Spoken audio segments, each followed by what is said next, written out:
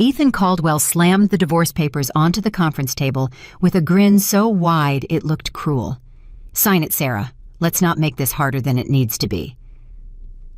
She didn't flinch, didn't cry, just looked at him with those calm, steady eyes that he had always mistaken for emptiness.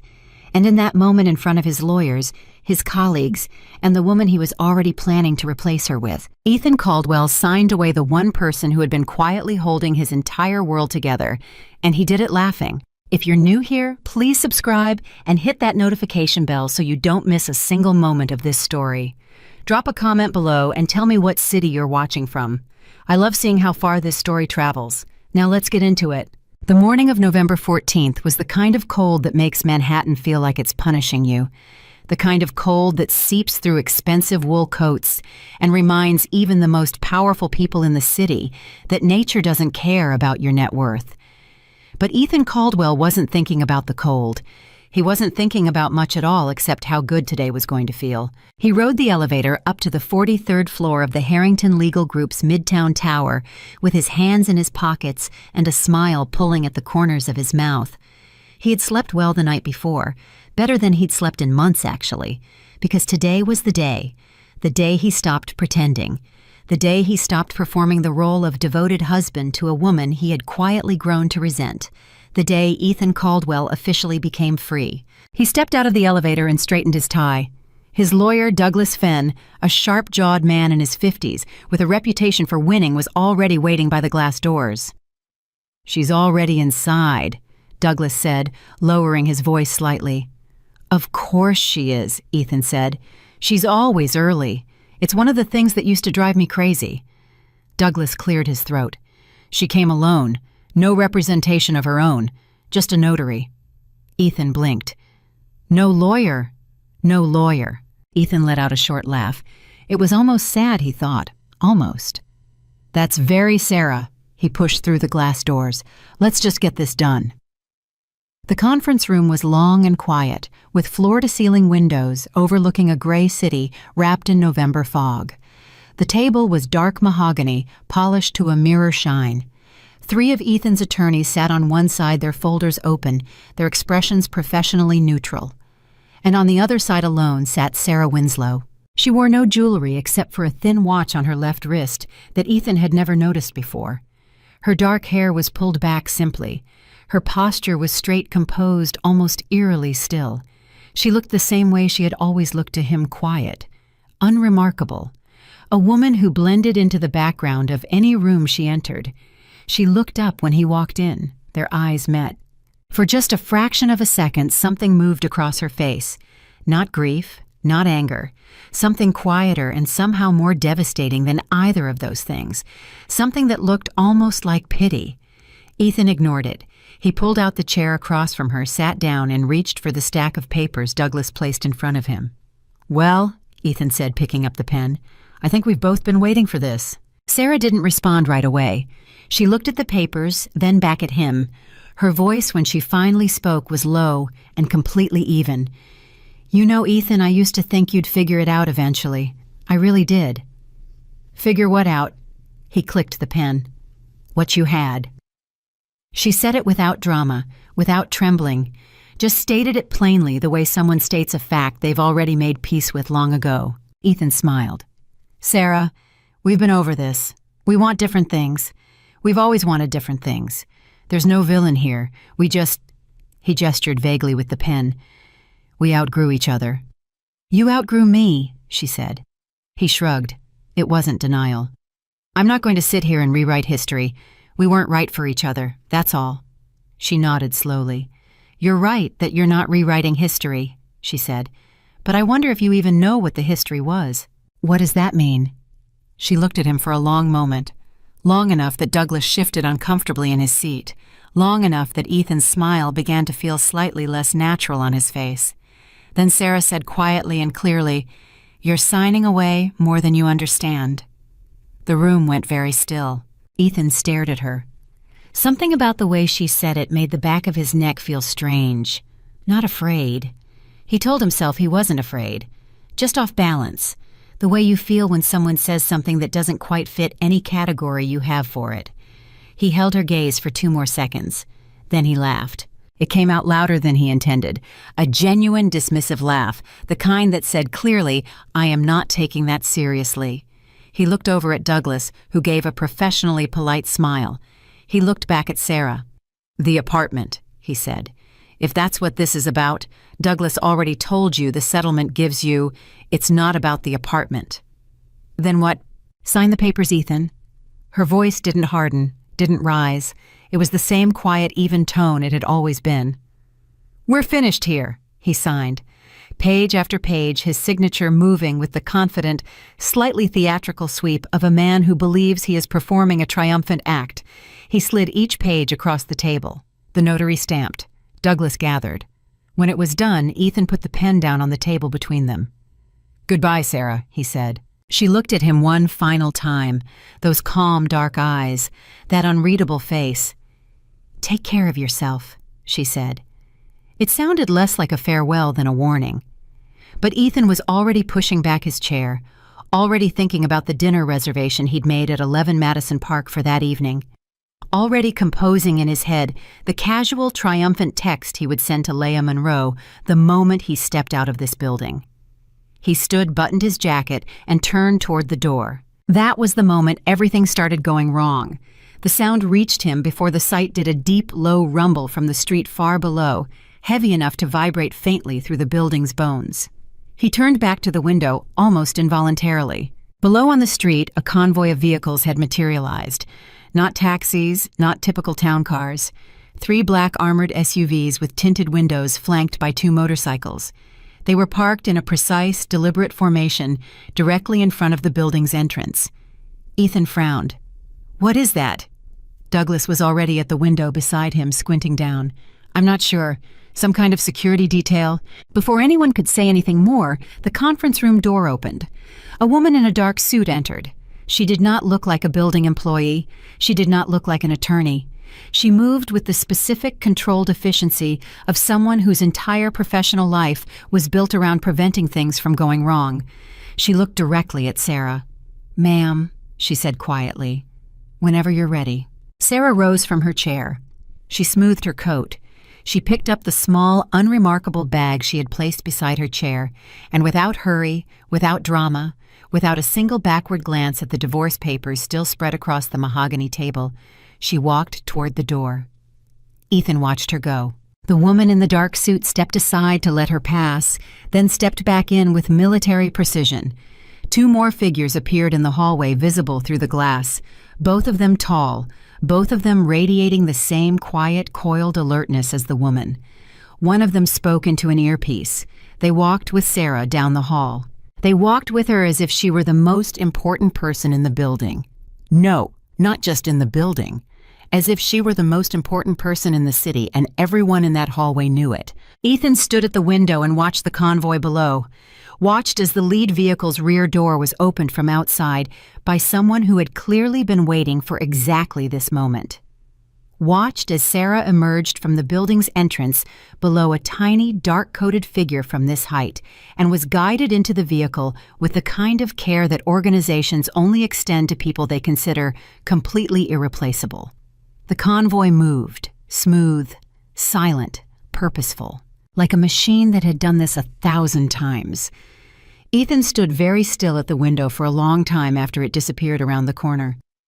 Douglas said beside him, "That was unusual." Ethan said nothing.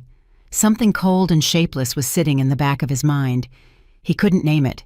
He didn't want to name it. He was still holding on to the feeling of the morning, the triumph, the freedom, the clean break satisfaction of a man who believes he has made a smart decision. He forced himself to look away from the window.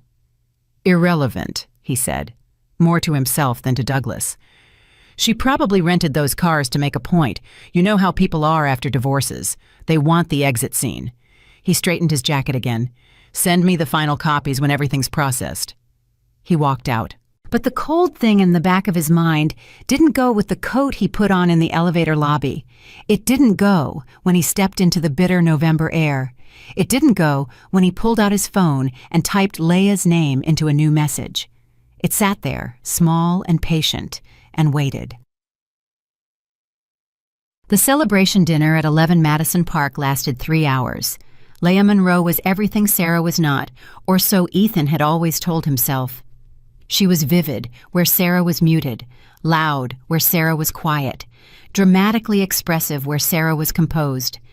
She laughed at everything Ethan said and told him he was brilliant, and reached across the white tablecloth to touch his hand every few minutes, as if reminding herself he was real and hers, and finally free. She really just signed? Leah asked for the third time, leaning forward with bright, delighted eyes. No drama, no crying. Not a single tear, Ethan said. He was drinking his third glass of something very old and very expensive.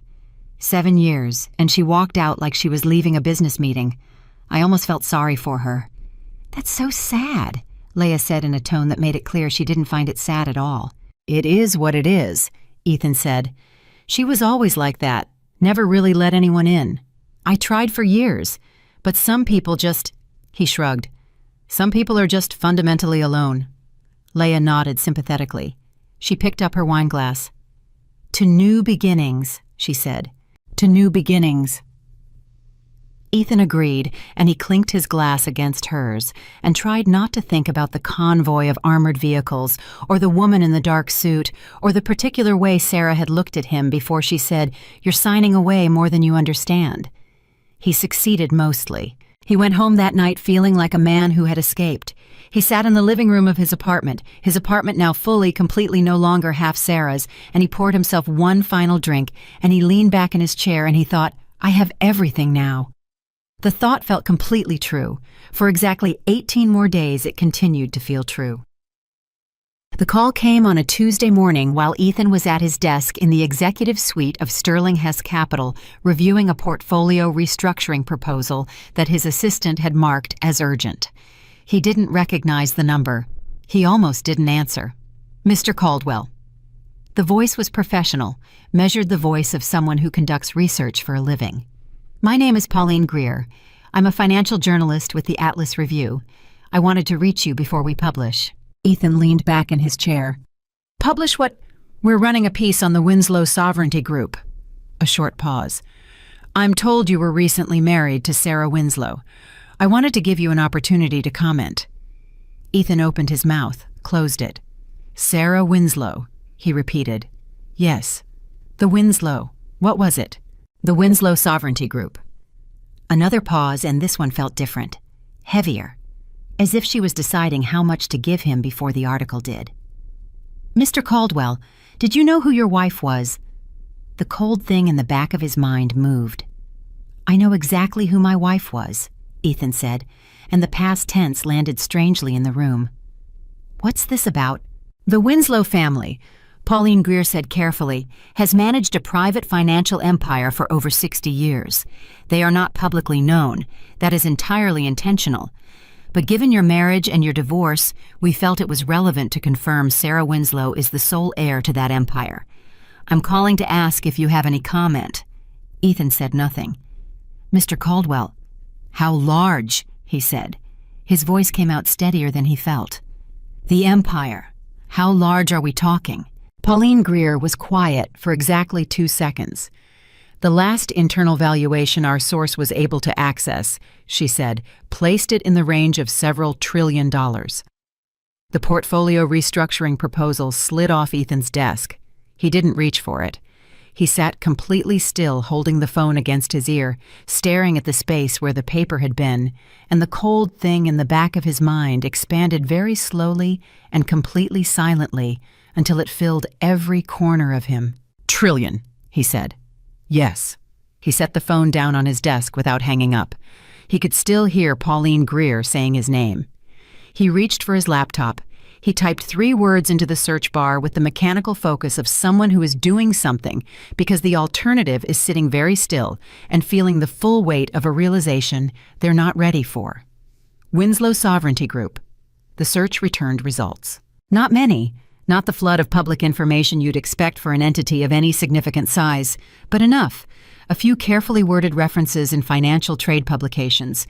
A single dense paragraph in an academic paper on private capital structures. Two names: Elliot Winslow, patriarch; Sarah Winslow, sole heir and successor.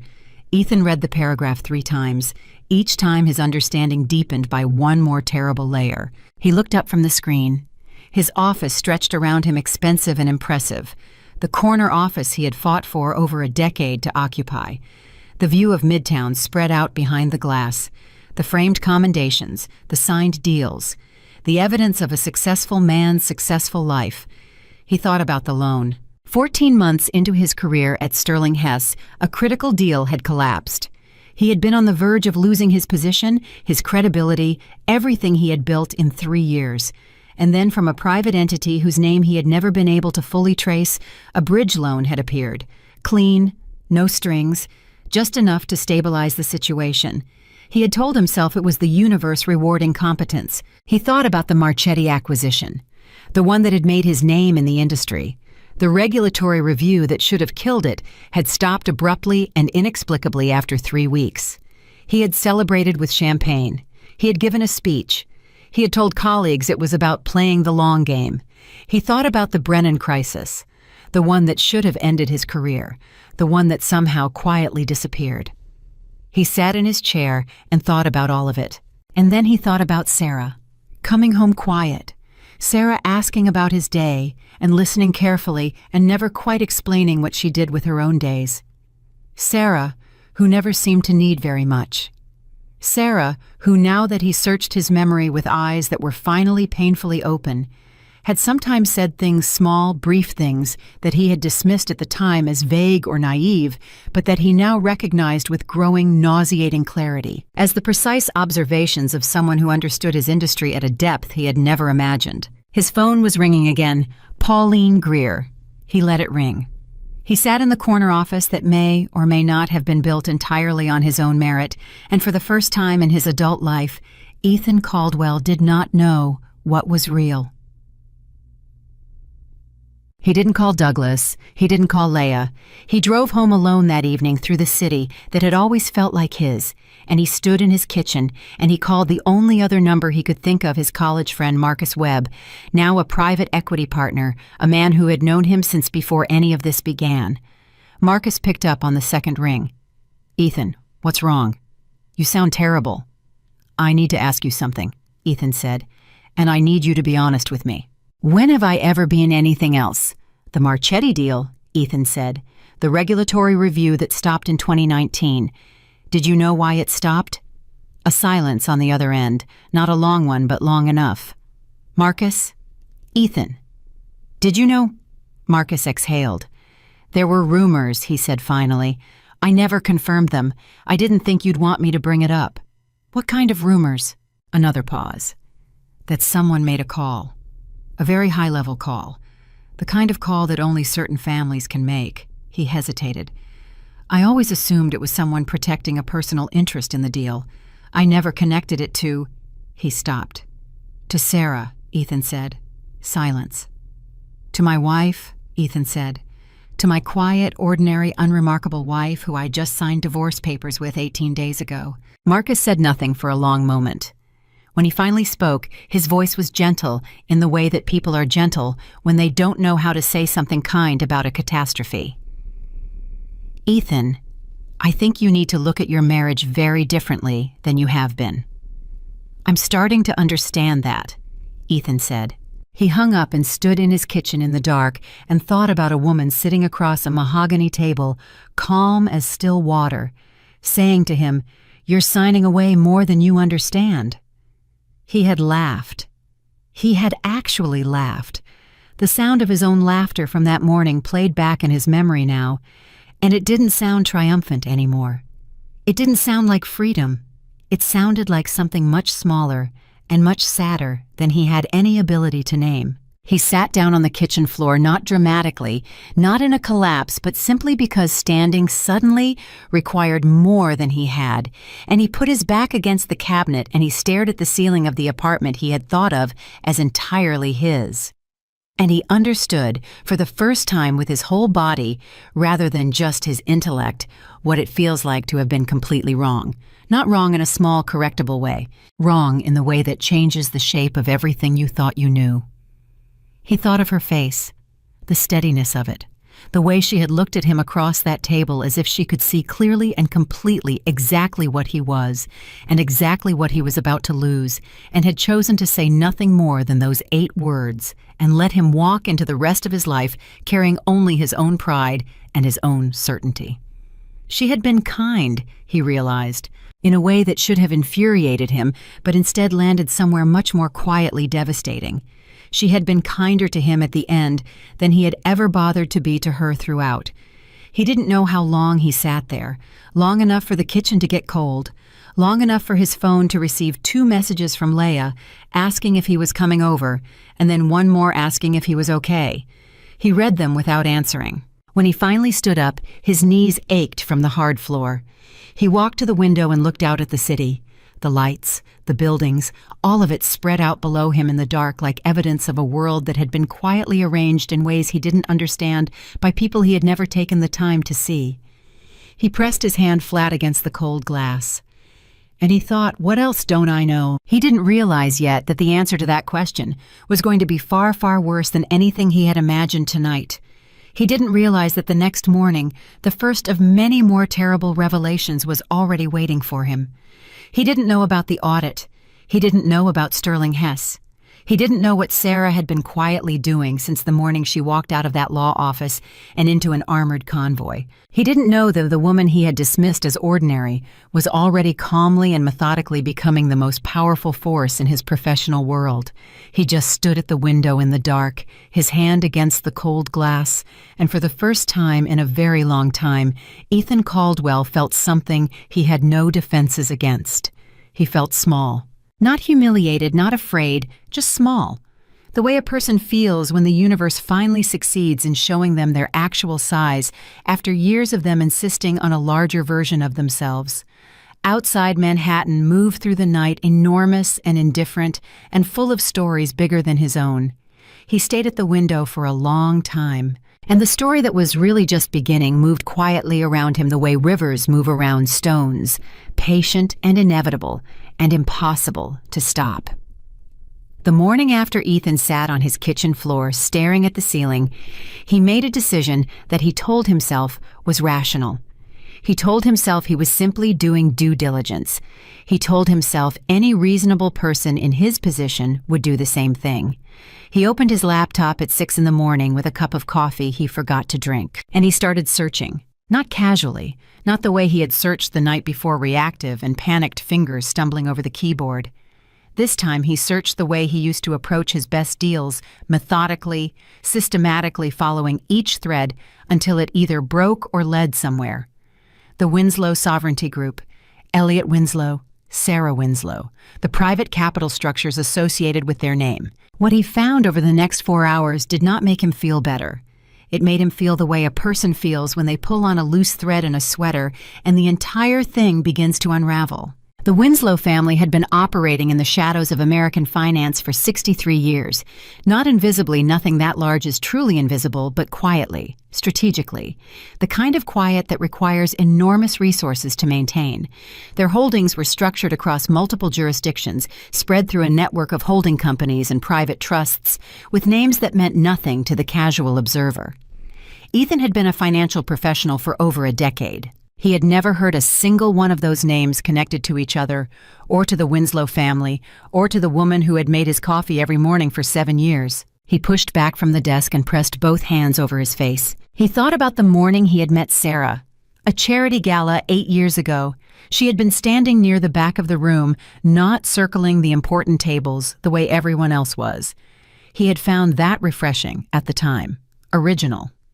He had introduced himself with his usual confidence, Ethan Caldwell, Sterling Hess Capital, and she had said simply Sarah, just the one name. He had thought she was being coy. He had thought she was playing a game he understood. She had not been playing a game he understood. He dropped his hands and looked at the screen. He picked up his phone and called Douglas Fenn. Douglas answered on the third ring, his voice already carrying the careful neutrality of an attorney who knows something uncomfortable is coming. "Ethan, I was wondering when you'd call." "You knew," Ethan said. Not an accusation. Not yet. Just a statement that needed either confirmation or denial immediately. A pause. I suspected something during the prenuptial review, Douglas said.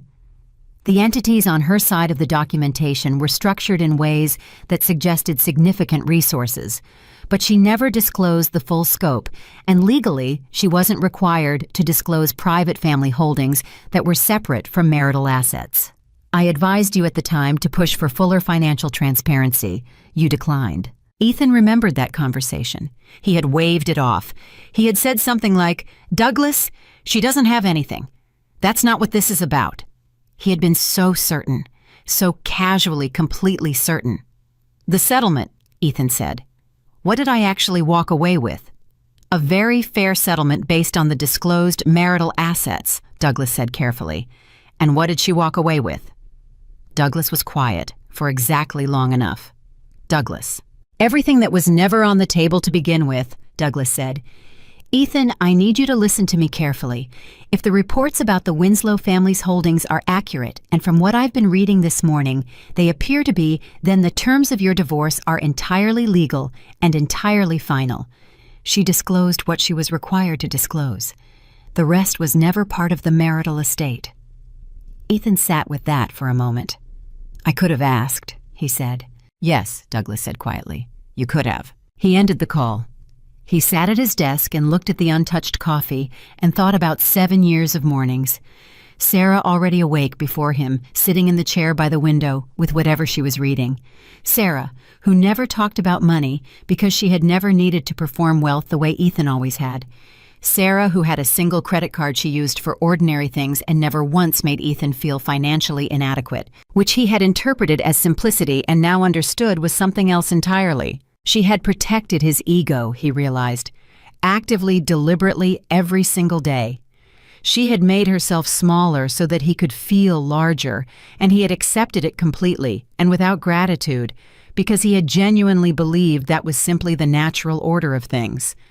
The coffee was cold by the time he finally pushed it aside and went to get dressed. He made it through 3 hours of meetings at Sterling Hess that day on something that was not focus, but was a passable imitation of it. He answered questions. He approved a report. He listened to his deputy, a precise young man named Garrett, walk through projected returns on a Southeast Asian portfolio he had championed 6 months ago. He said the right things. He made the right sounds. And then at 11:47 in the morning, his phone lit up with a notification from a financial news alert he had set up years ago for his own name.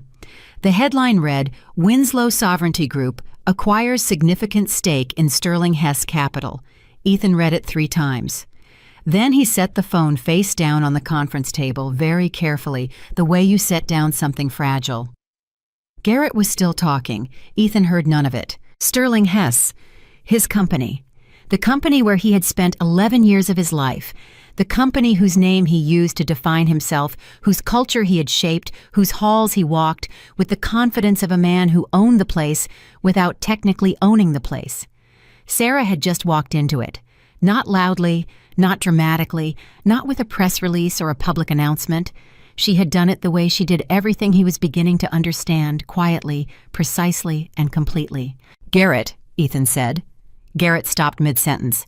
"Yes, I need the room." Garrett and the 2 associates gathered their things without question. There was something in Ethan's voice that did not invite negotiation and left. The door clicked shut. Ethan sat alone in the conference room and picked his phone back up and read the headline again. Then he called Marcus. Marcus answered immediately, which told Ethan that Marcus had already seen it. "I know," Marcus said before Ethan could speak. "I just saw it." "Tell me what you know," Ethan said. "She moved through 3 intermediary entities," Marcus said. His voice was the voice of a man who is impressed despite himself. "If I hadn't been specifically looking for Winslow-connected activity after our conversation last night, I wouldn't have caught the connection. Whoever structured this has been planning it for a while, Ethan. This didn't happen in 3 weeks. How long?" "Based on the acquisition timeline my analyst pieced together." Marcus paused. "She started positioning no later than 3 months before your divorce was filed." Ethan did the math without wanting to. 3 months before the filing. That was around the time he had told Sarah he wanted out of the marriage. The conversation he had handled with the casual cruelty of a man who had already emotionally left and was simply informing the remaining party of a decision already made.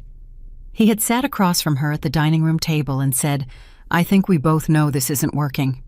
And she had looked at him with those calm, dark eyes and said nothing for a very long time. He had interpreted the silence as acceptance, as sad, quiet resignation. She had been thinking 3 moves ahead. "She's not coming after me personally," Ethan said.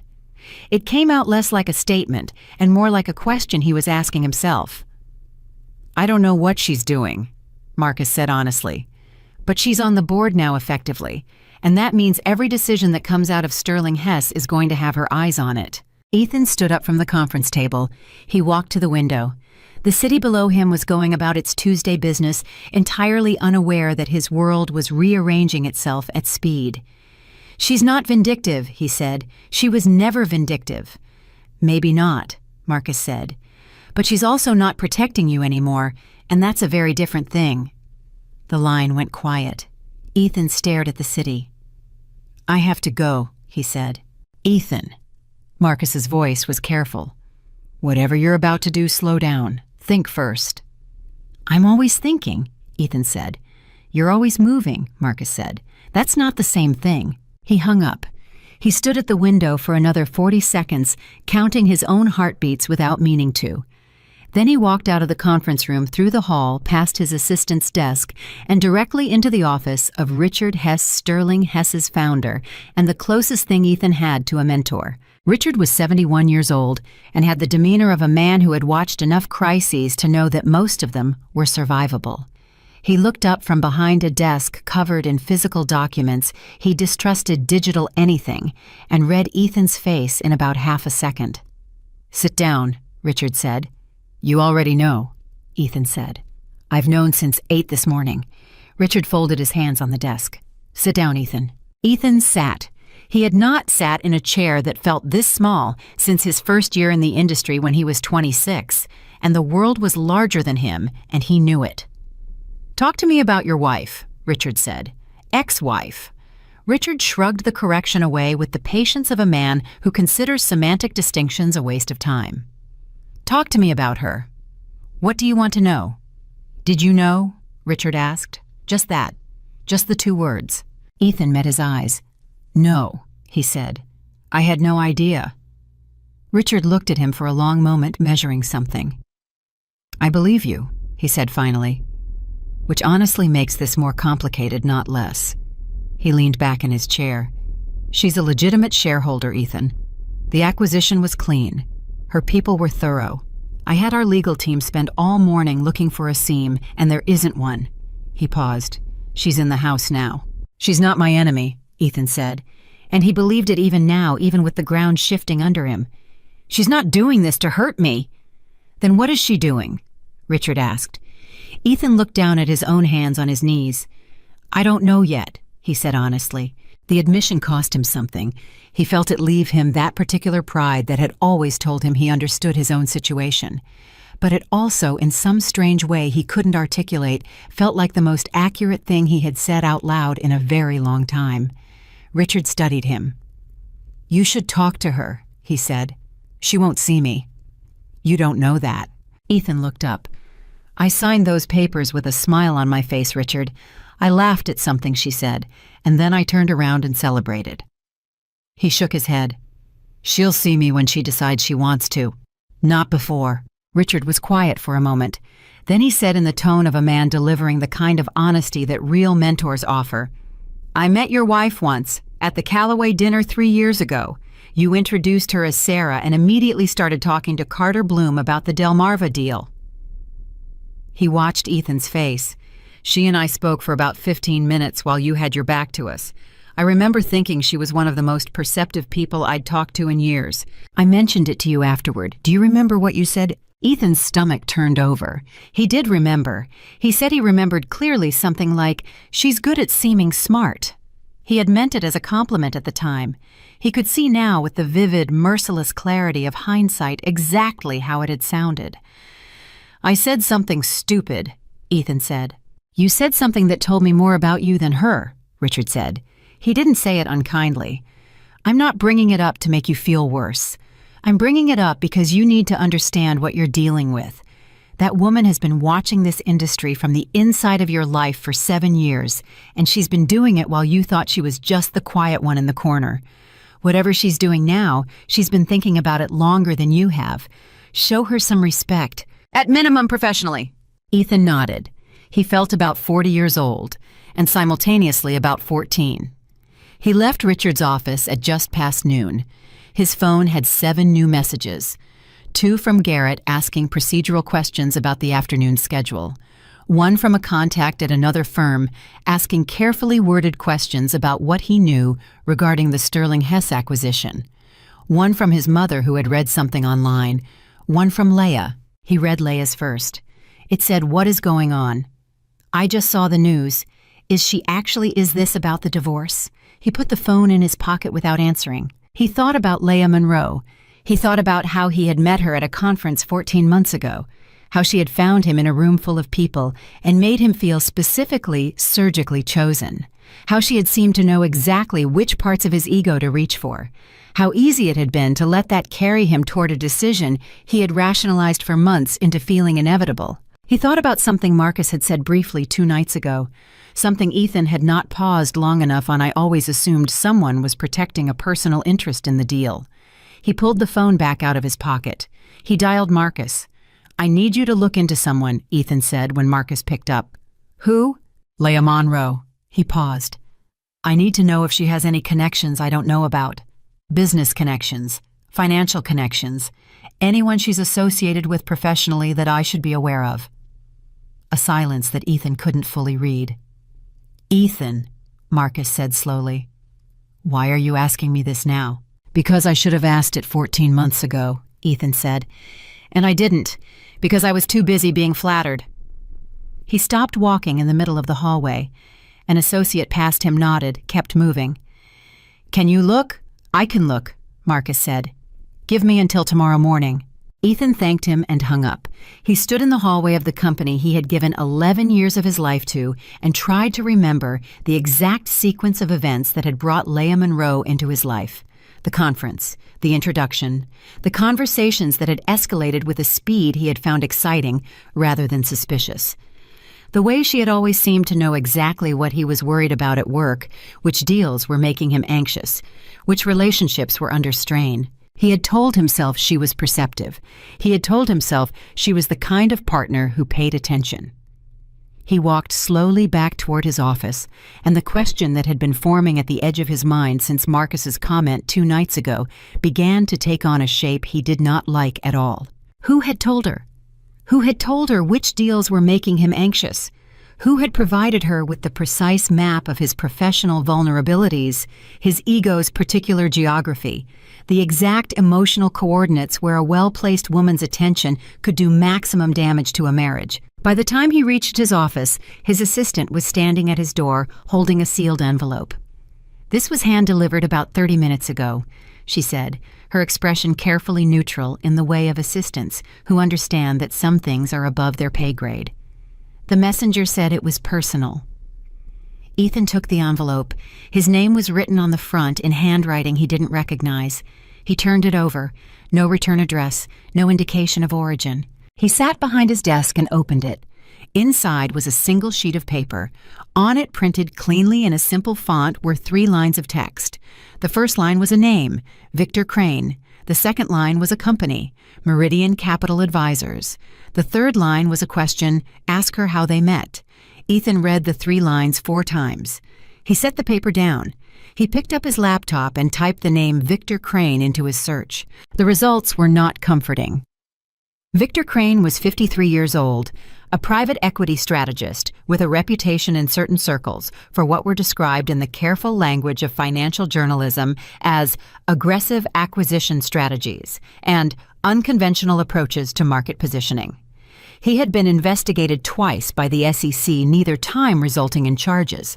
He was connected to at least 4 major corporate disruptions in the past decade, situations where companies had been systematically weakened from within before being acquired at reduced valuations. Ethan read the profile of Victor Crane and felt the shape of something forming in his chest that was not quite fear and not quite anger, but contained elements of both. He thought about Leia, her confidence, her accuracy, the way she had always known exactly which conversations to start. He thought about the timing 14 months ago, right at the moment when Sterling Hess had been entering a particularly vulnerable period of internal restructuring. His phone rang. Unknown number. He answered it. The voice on the other end was a man's voice. Calm, measured, the kind of voice that is accustomed to making large decisions without raising its volume. "Mr. Caldwell," the voice said. "My name is James Elliott. I serve as legal counsel for the Winslow family. I'm calling because my client has been made aware that you've received certain information today, and she wanted you to know through appropriate channels that she did not send it." Ethan went very still. "What?" "The envelope," James Elliott said. "Ms. Winslow is aware of it. She didn't send it. I'm not able to tell you who did it this time, but she felt it was important that you know the information is accurate." The line connected silently for 2 seconds. "She thinks I'm in danger," Ethan said. "Ms. Winslow's position," James Elliott said carefully, "is that you are an adult who is entitled to make his own informed decisions. She wanted you to have accurate information. That is all I am able to say. Can I talk to her?" "Not at this time." "Please tell her." He stopped. What was he going to say? "I understand now. I'm sorry." Neither of those things felt adequate or even particularly coherent for a phone call to a lawyer who would pass the message through channels to a woman who had quietly protected him for 7 years and was now calmly letting him face the consequences of his own choices. "Tell her I said thank you," he said finally, "for the accuracy." James Elliott said he would pass that along. The line went dead. Ethan sat in his office as the afternoon light shifted around him, holding the single sheet of paper with Victor Crane's name on it, and thought about the shape of the past 14 months. The affair that had ended his marriage, the woman at the center of it, the man whose name was now sitting on his desk. He thought about Leia's particular skill with information, her precision, her ability to appear exactly where he needed someone to appear. He thought about what Marcus had said last night. She started positioning no later than 3 months before your divorce was filed. He thought, what if the divorce wasn't the starting point? What if the affair was? What if someone had needed him destabilized? What if someone had needed his marriage? Broken, his attention, divided his judgment, compromised at exactly the moment when Sterling Hess was most vulnerable. What if Leia Monroe had not found him at that conference by accident?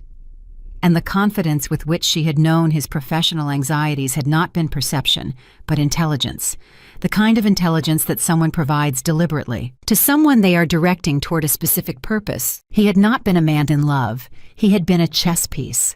He pressed his hands flat on the desk and breathed. Outside, the city moved. Inside, his understanding of the past 14 months was rewriting itself line by line, and every rewrite made him look smaller and more manipulated and less in control than the version he had been living in until this moment. He had thought he was choosing. He had thought the affair, the divorce, the new life, all of it had been his own desire, his own courage, his own decision to finally pursue what he wanted rather than what was comfortable. But desire can be manufactured. Courage can be engineered, and decisions that feel entirely free can be shaped with sufficient skill and patience by hands the decision-maker never sees. His phone lit up with a message from Marcus. It read, simply, "Call me now." He called. Marcus picked up on the first ring. "I've been at this for 2 hours," he said, and his voice had the texture of someone who has uncovered something they wish they hadn't. Ethan. Leia Monroe worked for a consulting group called Ashford Strategic Partners between 2018 and 2022. Ashford Strategic Partners received significant funding from a holding company called Tremont Capital Solutions. He paused. Tremont Capital Solutions is connected to Victor Crane. The silence between them was very loud. "She was working for him," Ethan said. "I can't prove intent," Marcus said carefully, "but the financial connections are documented, and the timeline of when she met you lines up perfectly," Ethan said. "Yes." He sat in the quiet of his office and let that land. let the full, unambiguous weight of it settle somewhere in his body, past the defenses, and the professional composure, and the pride that had always insisted he was too smart to be played. He had not been too smart. He had been exactly smart enough to believe he was making his own choices, which is precisely the kind of smart that makes a person easy to manipulate. He had walked away from the most important relationship of his life. He had done it confident and laughing. He had done it because someone had put the right person in his path at the right moment and counted on his ego to do the rest. And it had worked. It had worked completely and without resistance. He closed his eyes. He sat with that truth for 20 seconds, which was about 19 seconds longer than he usually allowed himself to sit with anything uncomfortable. Then he opened his eyes. He picked up the sheet of paper with Victor Crane's name on it. He reached for a pen. He wrote 3 words under the printed lines in his own handwriting, not finished yet. He didn't know what he meant by it exactly, but something in him needed to say, it needed to put it somewhere physical and solid, needed to make a commitment to himself that whatever had been done to him was not the end of the story. He set the pen down. He looked at the name again. Victor Crane, Meridian Capital Advisors, the man who had, if Marcus's research was accurate, sent Leah Monroe into his life like a carefully placed instrument. And Sarah who knew. Sarah who had found out probably long before the divorce, probably with the effortless efficiency of someone who had always had access to information of this kind. Sarah, who had watched it happen and made the decision not out of anger, not out of revenge, but out of a kind of dignity that Ethan was only now beginning to understand, to step back and let him walk into it. Let him make his choice with whatever information he was willing to look for. She had given him every chance to see clearly. He had chosen not to look. The late afternoon sun moved across the desk. His phone sat silent. The building breathed around him, and somewhere in Tribeca, in a residence that Ethan had never been invited to and could not find on any public record, the woman who had once made his coffee every morning was sitting with the full picture of everything that was happening to him, to Sterling Hess, to Victor Crane's plans, and making decisions with the unhurried precision of someone who has never needed to rush, because she has always been ahead. Ethan picked up his jacket. He stood. He walked to his office window one last time and looked at the city. He had thought this story was about his freedom. He had thought he was the one who had finally taken control of his own life. He understood now that he had been the least informed person in his own story. And the woman he had signed away with a smile, the woman he had publicly and privately diminished for 7 years, had been running 3 floors above him the entire time. He turned off his office light and walked out. Marcus's call came at 7:14 the next morning, before Ethan had made it out of the shower. He stood dripping on the bathroom tile with the phone pressed to his ear and listened to his friend's voice carry something that sounded underneath the professional composure like genuine alarm. "She called a board meeting," Marcus said. "Sterling Hess, emergency session, 9 o'clock this morning." Ethan stood very still. "She's a shareholder, not a board member." "She requested observer status 3 days ago through her legal team. Richard approved it before he knew what was coming. Ethan, she has enough shares that refusing her would create a legal exposure the company doesn't want." A pause. "She's going to be in that room this morning." Ethan looked at his reflection in the mirror. The man looking back at him seemed unfamiliar. Not older exactly, just less certain. Like a photograph that has been left in the sun too long and lost some of its definition. "I'll be there," he said.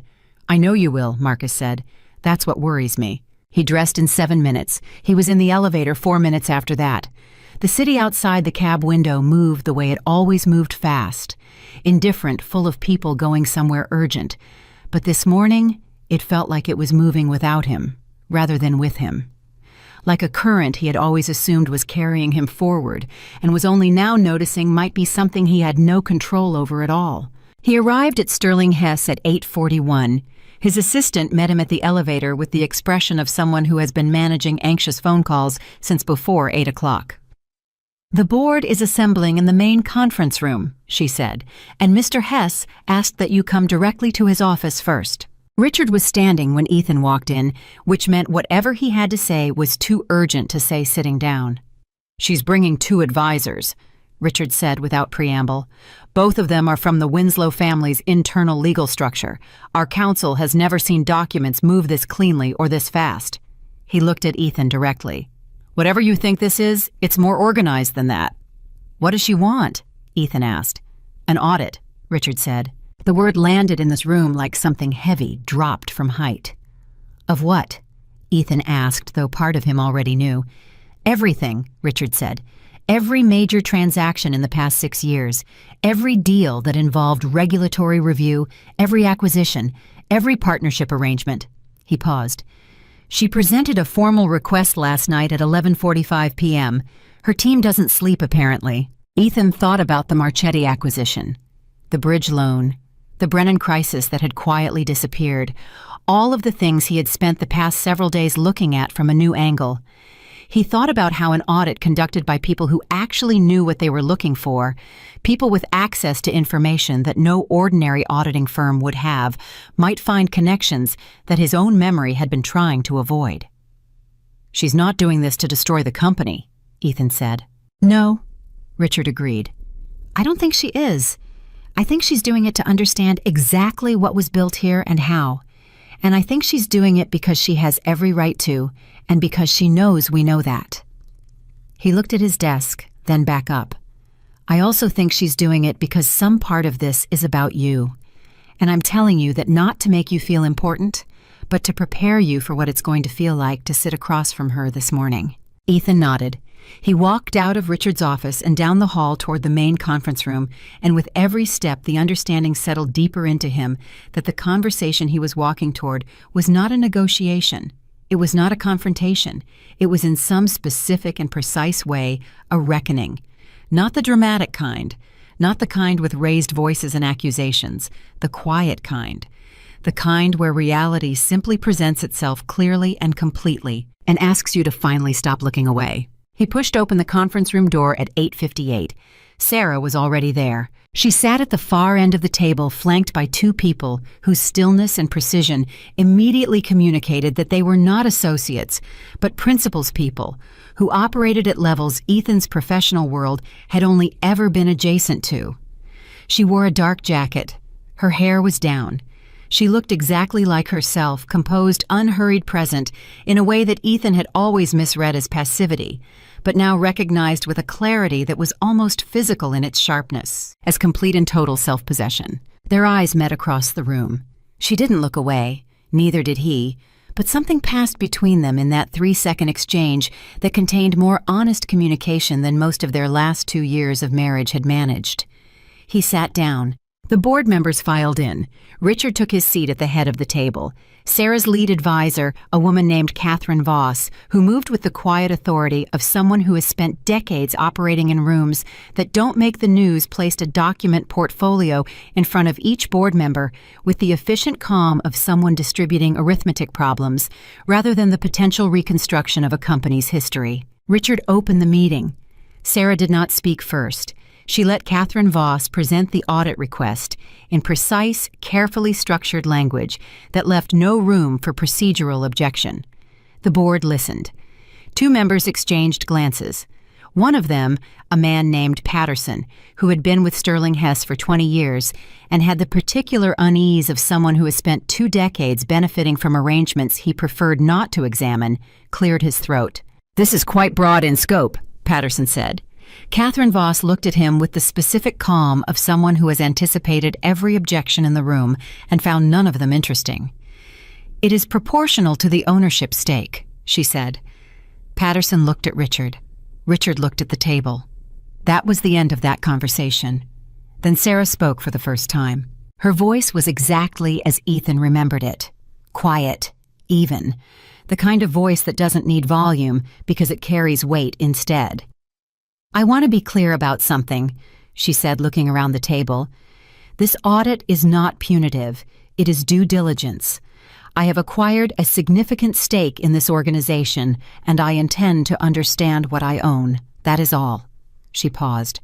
But I will also say this: if the audit reveals irregularities, not fraud, not criminality, but irregularities in how certain advantages were obtained, I expect transparency, not defensiveness, transparency. The room absorbed that. Ethan was looking at her. She had not looked at him directly since that first moment. Not because she was avoiding him. He understood that now. Because she was doing what she had come to do, and he was not the primary subject of it. Patterson said, "Ms. Winslow, some of what you're requesting involves deals that are 6 years old. Records from that period are all intact," Catherine Voss said calmly. "We've already confirmed document retention compliance." Patterson closed his mouth. The meeting lasted 47 minutes. By the end of it, the audit had been formally approved, with a timeline of 8 weeks. Catherine Voss presented the name of an independent firm that Sarah's team had selected, and Sterling Hess's counsel approved after 20 minutes of review. The whole thing was done with such structural precision that objection felt not just futile, but somehow beside the point, like arguing with arithmetic. When the meeting ended and the room began to clear, Ethan stayed in his seat. Sarah stayed in hers. The last board member walked out. The door clicked shut. Catherine Voss and the second advisor stepped discreetly to the far side of the room, near the window, near enough to be present, but far enough to give the two of them something that resembled privacy. Ethan and Sarah sat at opposite ends of a long conference table, and for a moment neither of them spoke. Then Ethan said, "I know about Victor Crane." Something shifted in Sarah's expression. Not surprise, not relief. Something more like the particular stillness of a person who has been waiting for a specific conversation to arrive and is now calibrating how to have it. "I know you do," she said. "James told me you'd received information." "Did you know before the divorce?" She held his gaze. "Yes." He absorbed that. "And you didn't tell me." "I tried," she said. Her voice stayed even, but something moved underneath it. 3 months before you filed, I told you there were people in your professional circle who didn't have your interests at heart. You told me I didn't understand the industry." She paused. "You told me to stick to what I knew." Ethan remembered that conversation. He remembered dismissing it. He remembered the particular combination of affection and condescension with which he had patted her hand and essentially informed her that the adult world of finance was not her area of expertise. "I'm sorry," he said. The words came out without the performance he might have given them at another time in his life, without the careful framing he usually applied to apologies. Just the plain thing offered plainly. Sarah looked at him for a moment. "I know," she said. "Leah was working for him," Ethan said. "Yes." "The whole time." "Yes." She didn't elaborate. She didn't add detail or color or the kind of vindicated explanation that the situation would have entitled her to. She just confirmed what was true and let him sit with it. "Why didn't you just—" He stopped, reorganized.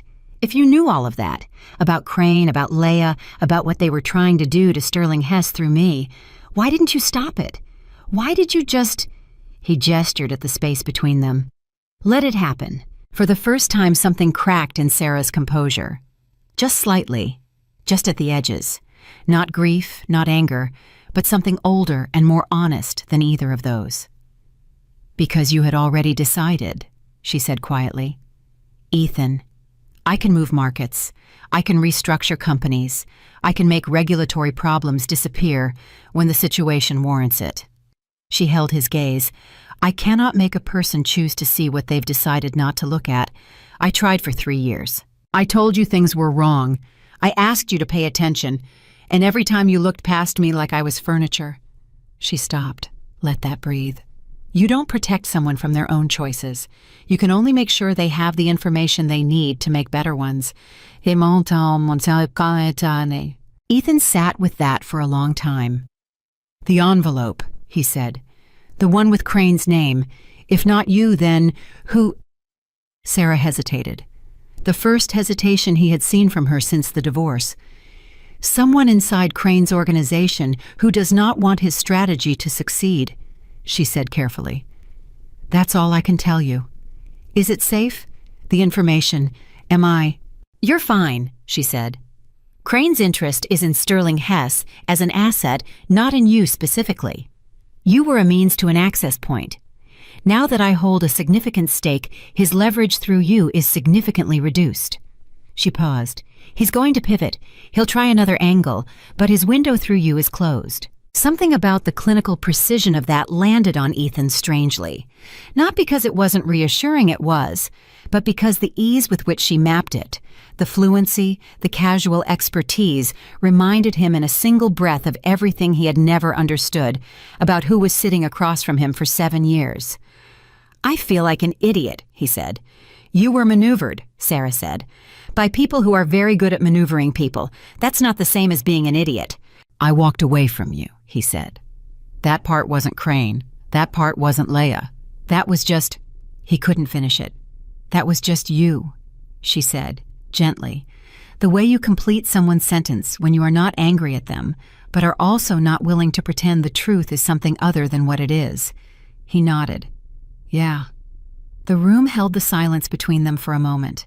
Then Catherine Voss, from her position near the window, said quietly, "Ms. Winslow, you have a 10 o'clock. Sarah looked at Catherine, then back at Ethan.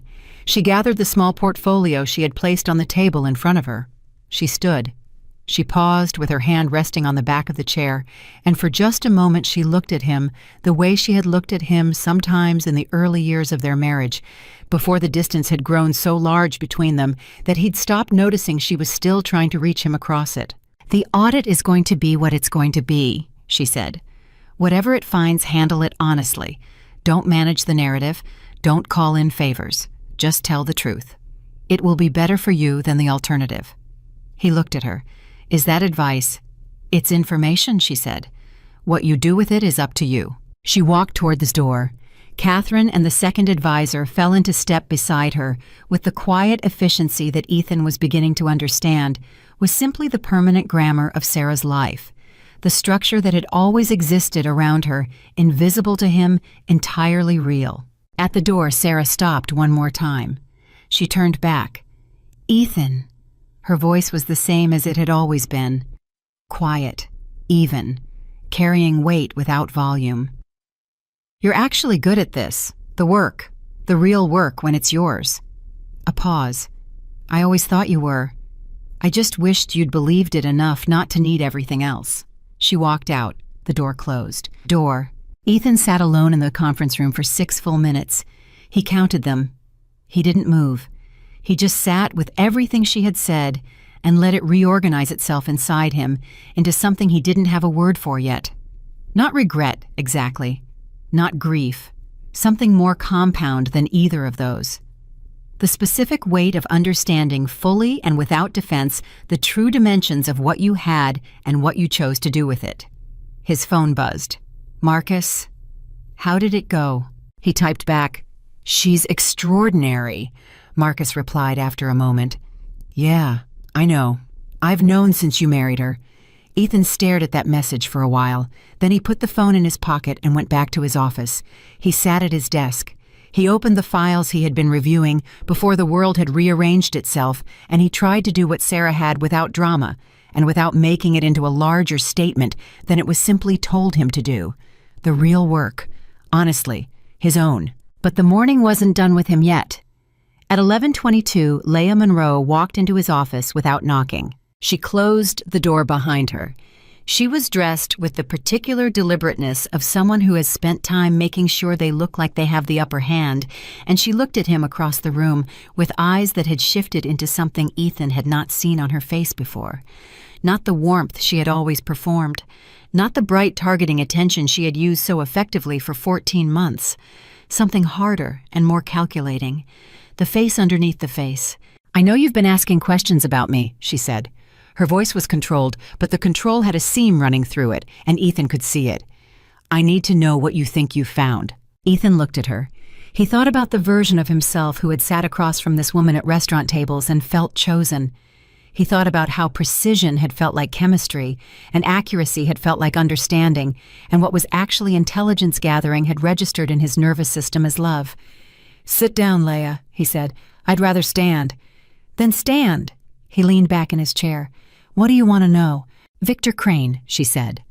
The name dropped from her mouth like something she had decided in the past 12 hours was expendable. Whatever you've heard about a connection between us, it's not what it looks like." "What does it look like?" Ethan asked. "It looks like I was working for him. I wasn't. I worked for a firm that received some of his funding. I didn't control who funded the firm." "Did you know?" Ethan asked. She didn't answer immediately, which was itself an answer.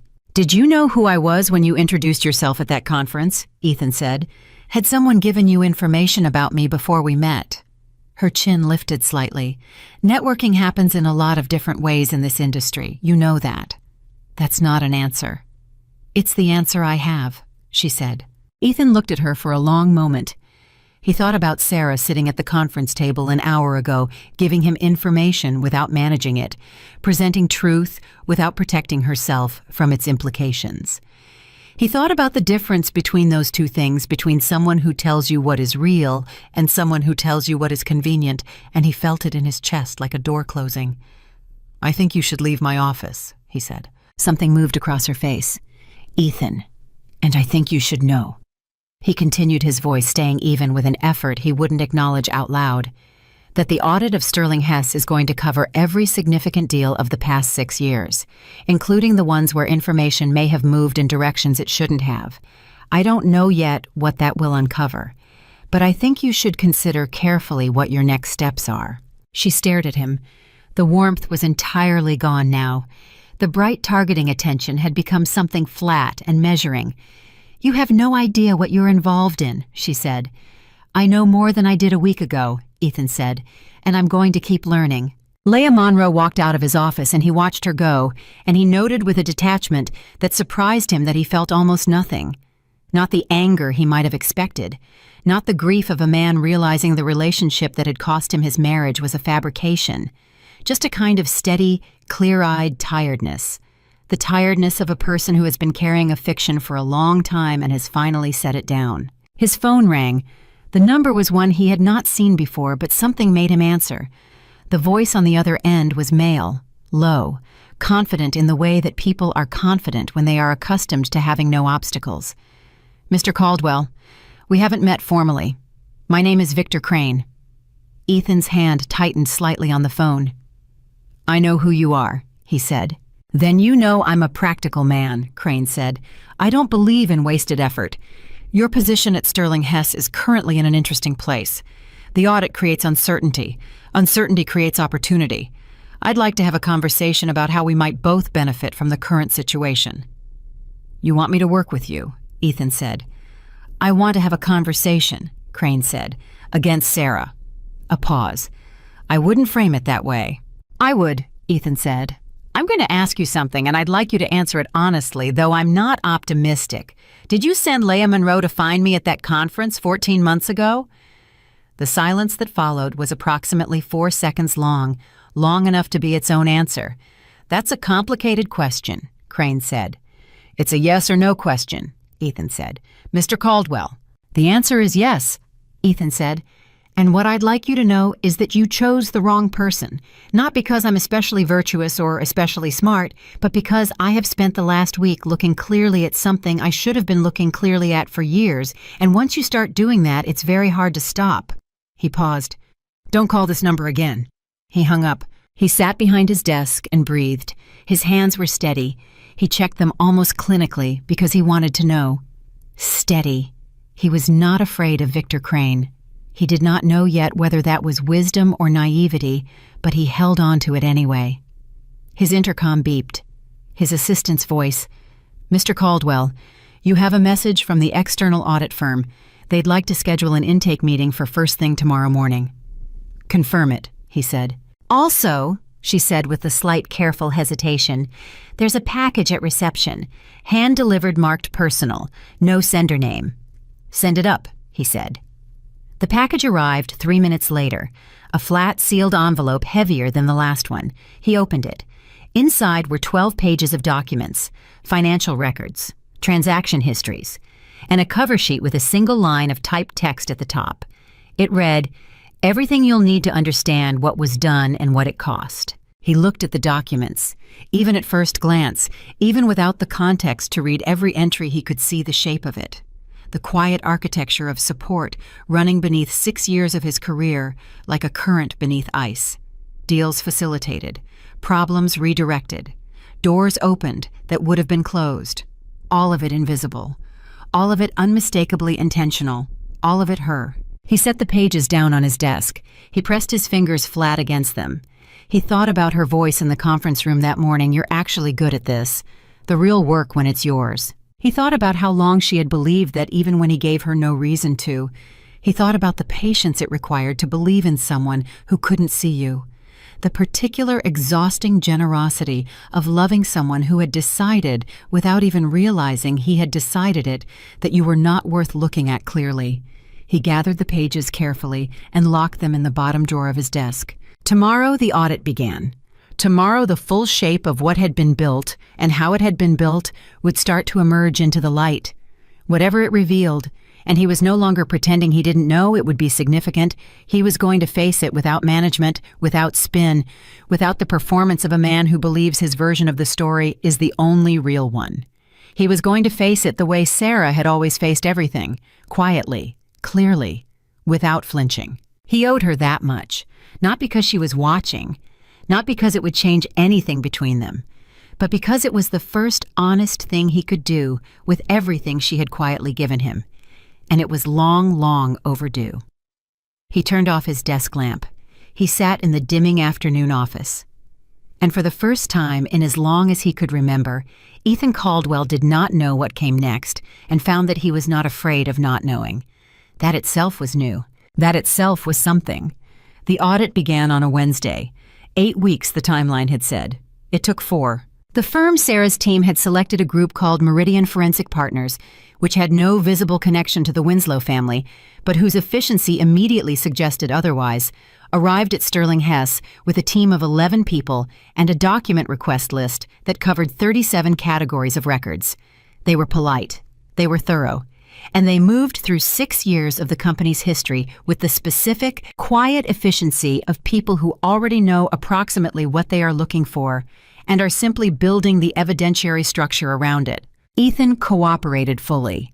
He had told himself he would, and he did, and it turned out that the decision to be honest, when you had made it completely and without reservation, was easier to maintain than he had expected. Not comfortable, not painless, but easier. He answered every question directly. He provided every document requested without delay. When the lead auditor, a measured woman named Helen Park, asked him to walk her through the sequence of events surrounding the Marchetti acquisition, he did so without omission, including the parts where he had accepted advantages without asking where they came from. Helen Park had listened, made notes, and said, "Thank you for your candor, Mr. Caldwell." He had said, "I should have been candid a long time ago." She had looked at him for a moment with something that was not quite sympathy, but was adjacent to it, and then moved on to her next question. Marcus called him every 2 or 3 days during those 4 weeks, not to strategize, not to manage exposure, just to check in the way a friend does when they know someone is going through something that has no shortcuts. "How are you holding up?" he asked on the 8th day. "I'm still here," Ethan said. "That's enough," Marcus said. "That's actually enough, Ethan." He didn't hear from Sarah during those weeks. He hadn't expected to. He received updates through the formal channels, a weekly summary from Catherine Voss's office, precisely worded, factually complete, carrying no personal subtext whatsoever. He read each one and filed it, and tried not to look for her voice in the careful legal language. Richard Hess stopped by his office on the 14th day of the audit. He came in without announcement, which was how Richard operated when something mattered. He sat in the chair across from Ethan's desk, the chair where weeks ago, a different version of Ethan would have performed composure rather than actually having it, and he looked at his executive with the assessing directness of a man who had watched people face crises for 4 decades and had strong opinions about which ones came through them with their character intact. "The auditors spoke to me this morning," Richard said. "Informally, off the record." Ethan waited. "They said you've been cooperative beyond what was required, that your documentation was complete, and that your accounts of the relevant transactions were consistent with the paper trail." Richard paused. They also said it was clear that several significant advantages in your career were facilitated by external entities you were not aware of. I wasn't aware, Ethan said. But I also never asked, which isn't the same as innocent. Richard looked at him for a long moment. No, he said quietly. It isn't, but it's different from culpable. He shifted in the chair. There's going to be a personnel recommendation coming from the audit report. I want you to hear it from me before it's official. Ethan felt something tighten across his chest. He held himself very still. Tell me. Your executive title is going to be suspended pending a restructuring review, Richard said. The corner office, the direct authority over the major portfolio decisions, those are going to be reassigned. Temporarily, the report will say. But Ethan, we both know that temporary in this industry has a way of becoming permanent. Ethan breathed. He had known this was possible. He had known it since the audit began. Knowing a thing is coming does not make its arrival painless, and he felt it the specific physical weight of a decade of work restructuring itself into something smaller than he had believed it to be. But underneath the pain was something he hadn't expected, a kind of clarity, clean and almost bracing, like cold water. What position? He asked. Senior analyst, Portfolio Review Division. You'd report to Garrett. A pause. To the man who currently reports to you. The humiliation of that was real. He didn't pretend it wasn't. He let it land without softening it or reframing it into something more palatable, because Sarah had told him to handle it honestly, and he had decided in the fundamental way of a person who has made a real decision rather than a performative one to do exactly that. Okay, he said. Richard looked slightly surprised, not by the answer, but by the steadiness of it. Okay. I still have a job, Ethan said. I still have a salary. I still have 11 years of knowledge in an industry I understand deeply, even if some of what I believed about how I got here turned out to be less mine than I thought.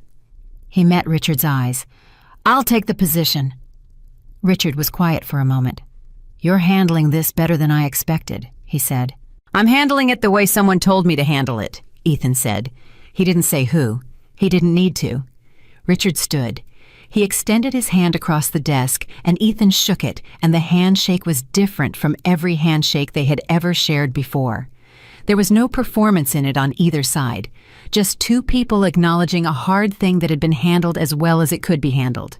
For what it's worth, Richard said at the door, the work you've done this month, the honest work, the cooperation, the not making this worse than it had to be, that's yours.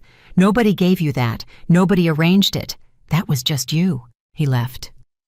Ethan sat alone in the corner office that would soon belong to someone else and looked at the 11 years of professional material arranged on the shelves and thought about what Richard had just said.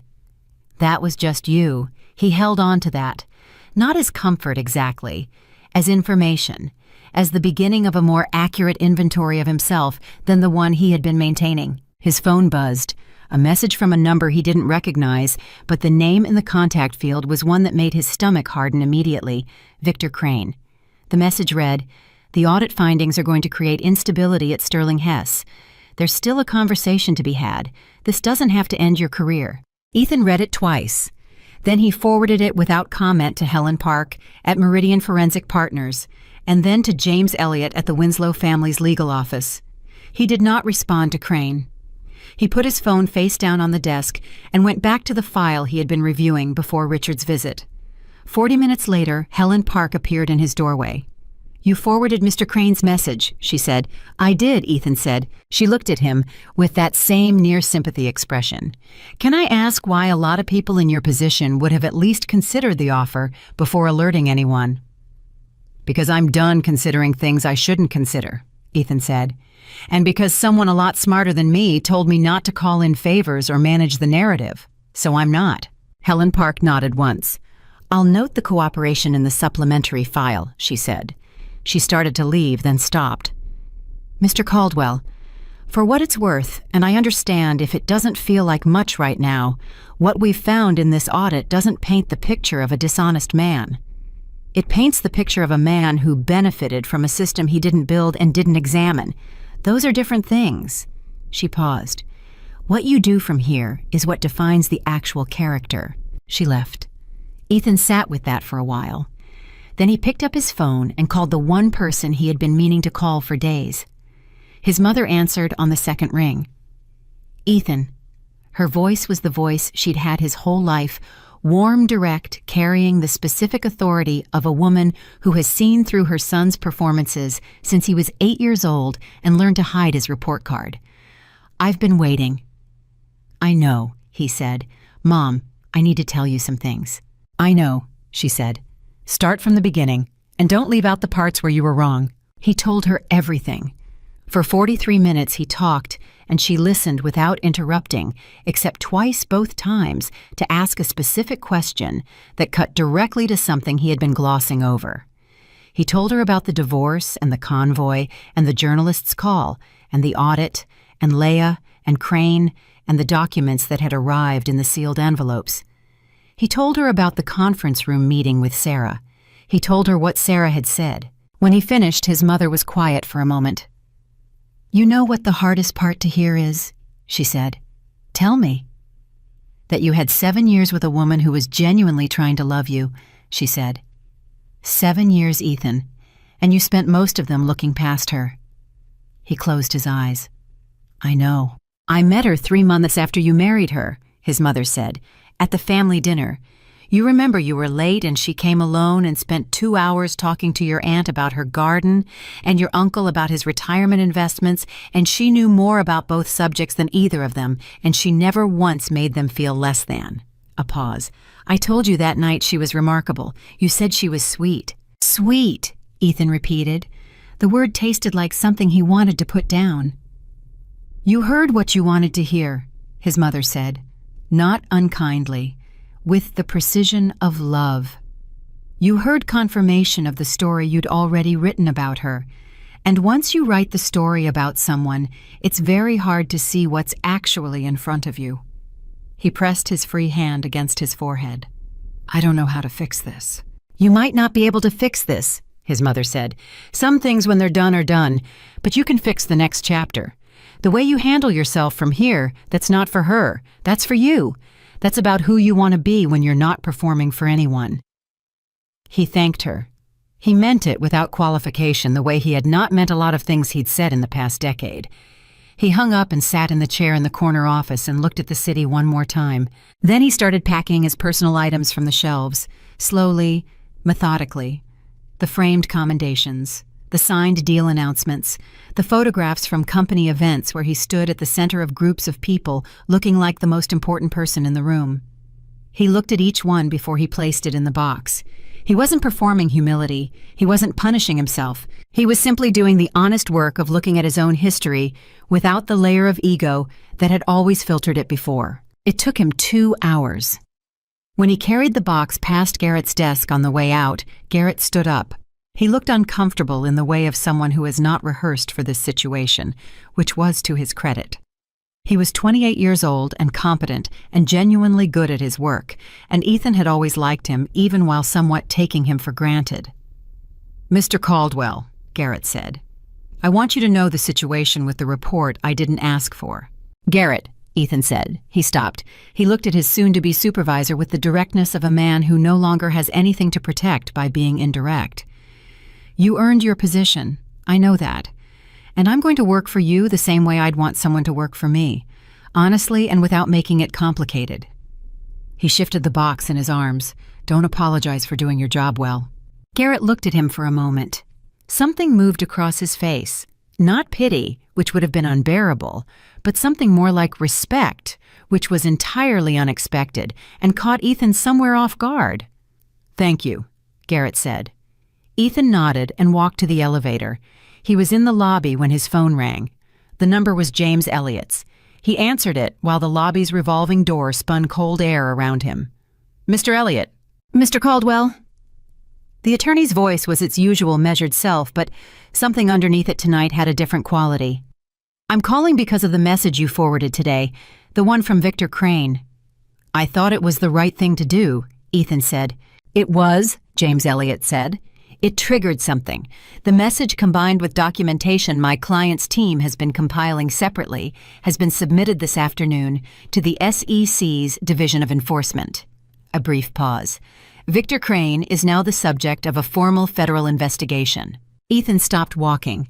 He stood outside the building in the cold November air, the same kind of cold as the morning of the divorce he registered, though it felt entirely different on his skin now, and he absorbed what he had just heard.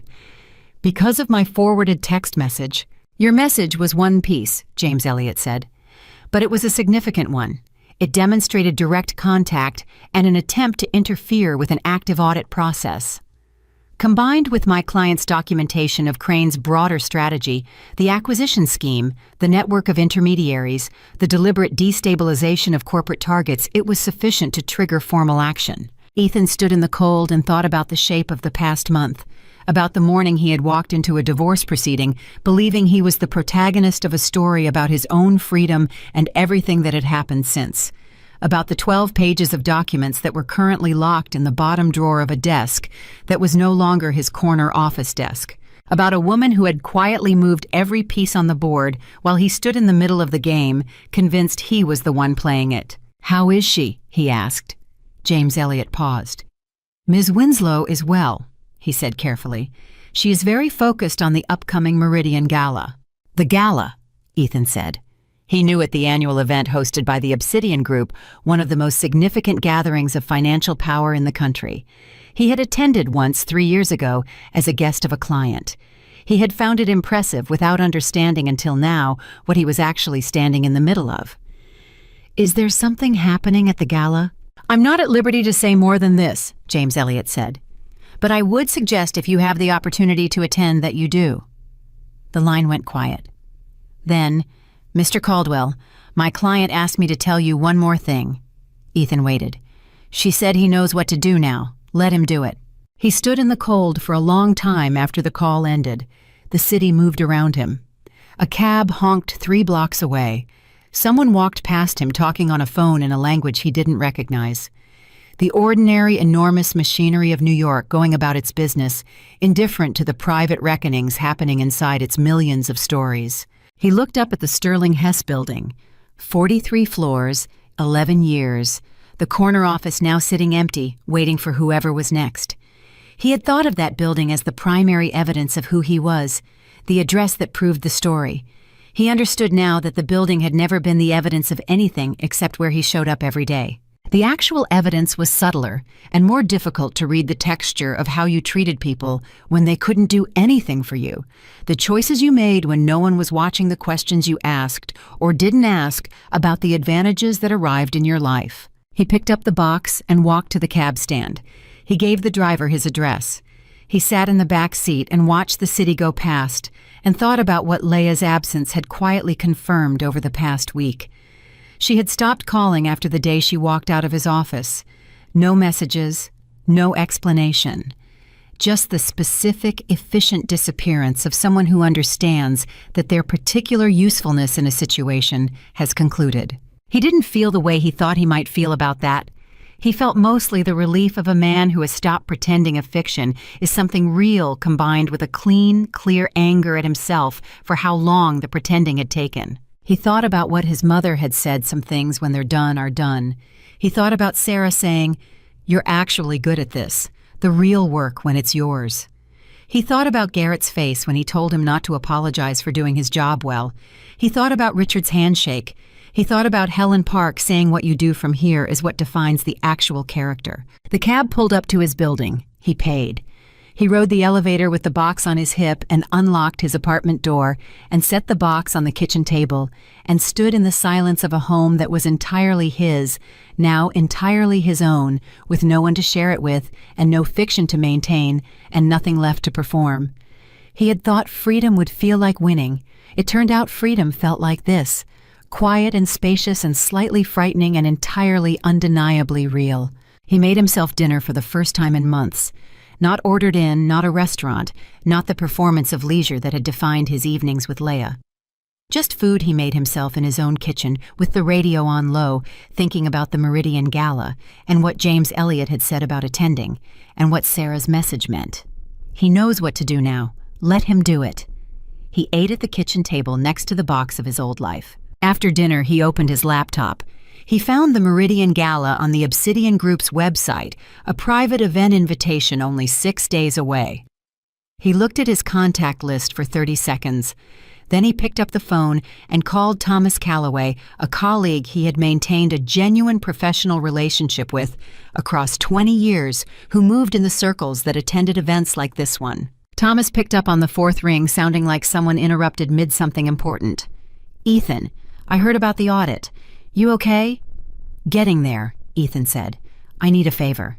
"Name it." "The Meridian Gala. Obsidian Group. Next Thursday." He paused. "Is there any possibility of getting on the list?" Thomas was quiet for a moment. "That's a very specific event for someone in your current situation to be trying to attend." "I know," Ethan said. "Can you tell me why?" "Not entirely," Ethan said honestly, "but I think I need to be in that room." Thomas was quiet a few seconds more, then, "I'll make a call, no guarantees, but I'll try." Ethan thanked him. He closed the laptop. He looked at the box on the table, the framed commendations, the signed announcements, the photographs of a man who had spent a decade curating the appearance of success. He picked up the box and carried it to the storage closet at the end of the hall. He placed it on the shelf. He closed the door. He went to bed at 10:30, which was the earliest he had gone to bed in years. He lay in the dark and thought about 6 days. He thought about what it meant to walk into a room not as an executive, not as the most important person at the table, not with the protective architecture of a title and a corner office and a narrative carefully maintained. Just as himself, just as a man who had spent a month learning the actual dimensions of who he was and who was finally, with something approaching humility, willing to stand in that and let it be enough. He thought about the last thing Sarah had said to him in the conference room, the specific kindness of it. The way it had not been absolution and had not been invitation, but had been something rarer than either the honest assessment of someone who had no reason left to flatter him and chose not to diminish him either. Just the truth, clean and offered without conditions. He closed his eyes. Outside Manhattan kept its nightly conversation with itself, that enormous perpetual murmur of a city that never fully sleeps. He listened to it the way he had not listened to it in a long time, not as background noise, not as the ambient proof of his own importance within it, but just as sound, just as the ordinary, ongoing, indifferent music of a world that was much larger than any single person's story of themselves. It was, he realized, in the particular quietness of a man who has stopped fighting what is real, a beautiful sound. 6 days. He would go. He would stand in that room without his armor.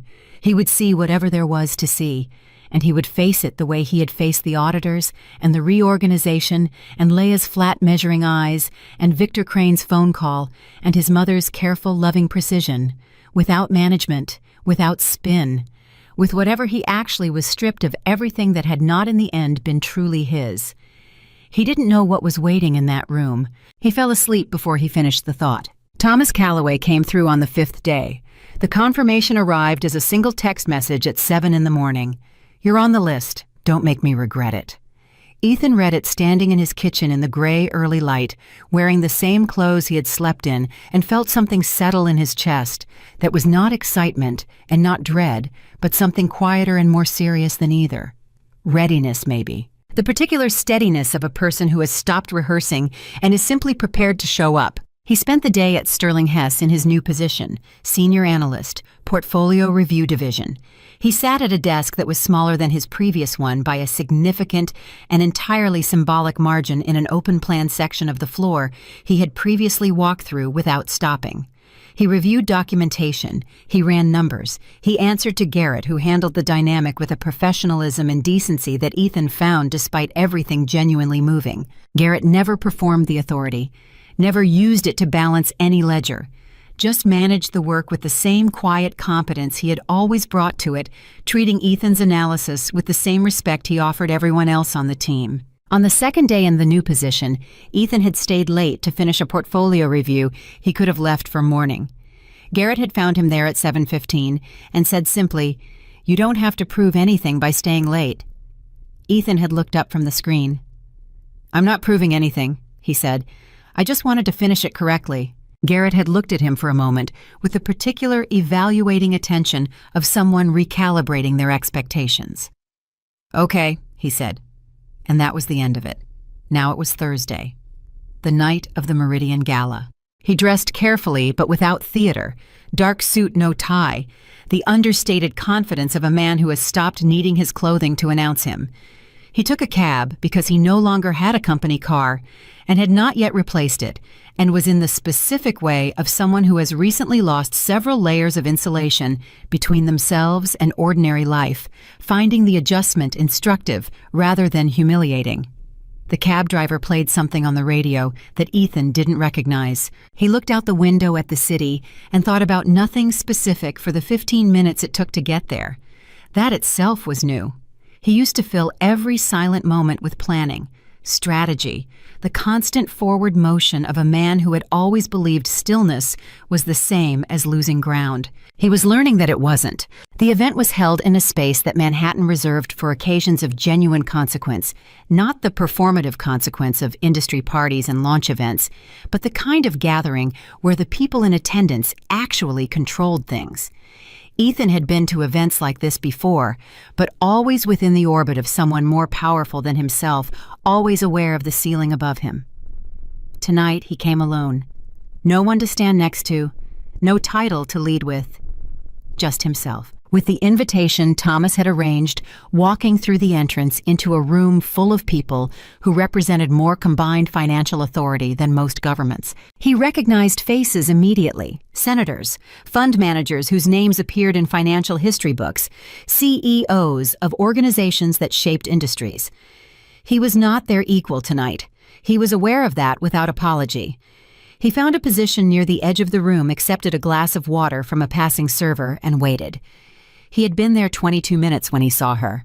Sarah was standing with a small group near the center of the room, and the first thing he noticed was that she was not performing anything. She was not working the room the way the room expected to be worked. She was simply present in the specific way she had always been present, entirely calmly, without edges, and the people around her were leaning toward her with the unconscious orientation of people who have recognized without being told that they are near someone worth paying attention to. She wore something dark and simple. No jewelry except the thin watch on her wrist. She looked exactly like herself. Ethan watched her from across the room and felt the particular grief of a man who has finally learned to see clearly and understands that the clarity came too late. He did not approach her. That was not what he had come for. He had come to witness, not to reopen, not to ask for anything. He had come because James Elliott had said he should be in the room, and he trusted that instruction even without fully understanding it the way you trust a map when the territory is new. Then Elliott Winslow took the floor. Sarah's father was 74 years old and had the particular authority of someone who has spent 5 decades making very large decisions very quietly. He moved to the microphone with the unhurried ease of a man who has never needed to perform confidence because he has never needed confidence to be a performance. The room stilled around him naturally, the way rooms still around a specific kind of gravity. "Good evening," Elliott Winslow said. He had the voice of someone who never raises it. "I'll be brief because I know your time is valuable and because what I have to say does not require elaboration." The room was entirely silent. "For 63 years," Elliott said, "the Winslow family has operated according to a single principle, that the most significant work is the work that does not require an audience, that genuine strength does not announce itself, that the greatest leaders are the ones who lift others before they lift themselves." He paused. His eyes moved across the room with the slow, complete attention of someone who is actually looking at the people in front of them, not performing looking. "Tonight, I am announcing the formal transition of leadership of the Obsidian Group to its next chief executive. Something shifted in the room. Not noise. The absence of it deepened.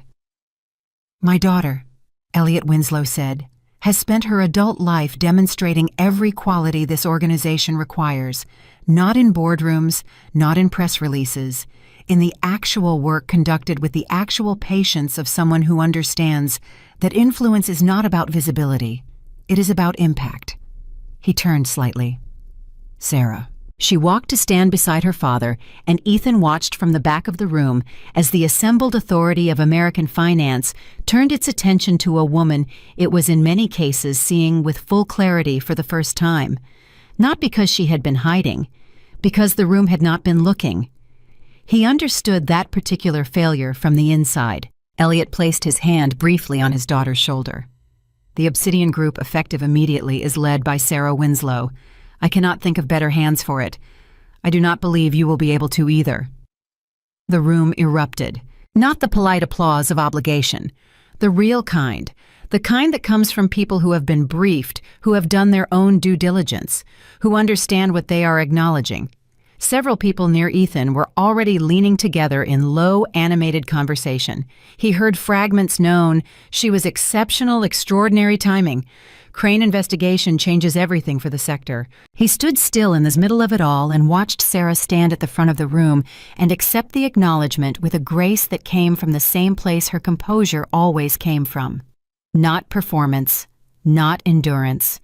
Just the settled ease of someone who has always known who they are and has never needed the room's recognition to confirm it. She spoke for 4 minutes. She did not use notes. She talked about accountability and the responsibility of capital and the obligation of those with significant resources to use them in ways that strengthened rather than extracted. She talked about transparency and integrity and the particular courage required to tell the truth when the truth is inconvenient. She was not dramatic. She was not moving in the theatrical sense. She was simply completely right, and the room knew it. And the room sat with it the way people sit with something they recognize as true. When she finished, the applause returned. Ethan clapped. He didn't do it for her benefit. She couldn't see him in the back of the room. Or if she could, she gave no indication. He did it because it was the honest response to what he had just heard, and he was committed for the first time in a very long time to honest responses. He was turning toward the exit, his purpose in attending feeling complete, when someone touched his elbow lightly from behind. He turned. It was Catherine Voss, Sarah's lead advisor, standing with the calm efficiency that seemed to be her permanent mode of existence. "Mr. Caldwell," she said quietly, "Ms. Winslow would like to speak with you briefly, if you're willing." He went still for a moment. "Yes," he said. "Of course." Catherine led him through the room, which was now in the animated motion of a gathering that has just received significant news and is processing it through 200 simultaneous conversations. They moved through a door at the side of the space into a smaller room, quieter, the noise of the gala reduced to a low murmur through the walls. Sarah was already there, standing with a glass of water, her back to the door. She turned when she heard them enter. Catherine stepped back. They were effectively alone. Sarah looked at him. He looked at her. For a moment, neither of them filled the silence, and the silence was not uncomfortable. It was the specific quiet of two people who have, through recent and painful experience, gotten past the point of needing to manage what happens between them. "You came?" she said. "James suggested I should," Ethan said. A small, genuine smile moved across her face, the first one he had seen from her in longer than he could calculate. "James takes his instructions very literally," she said. "What were his instructions?" Ethan asked. "To tell you that you should be in the room," she said, "so you could see it for yourself, not hear about it, see it."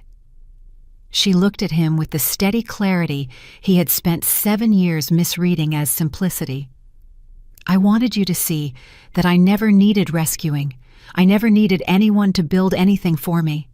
I wanted you to understand completely and without any room for revision what was actually standing next to you all those years. It landed without cruelty.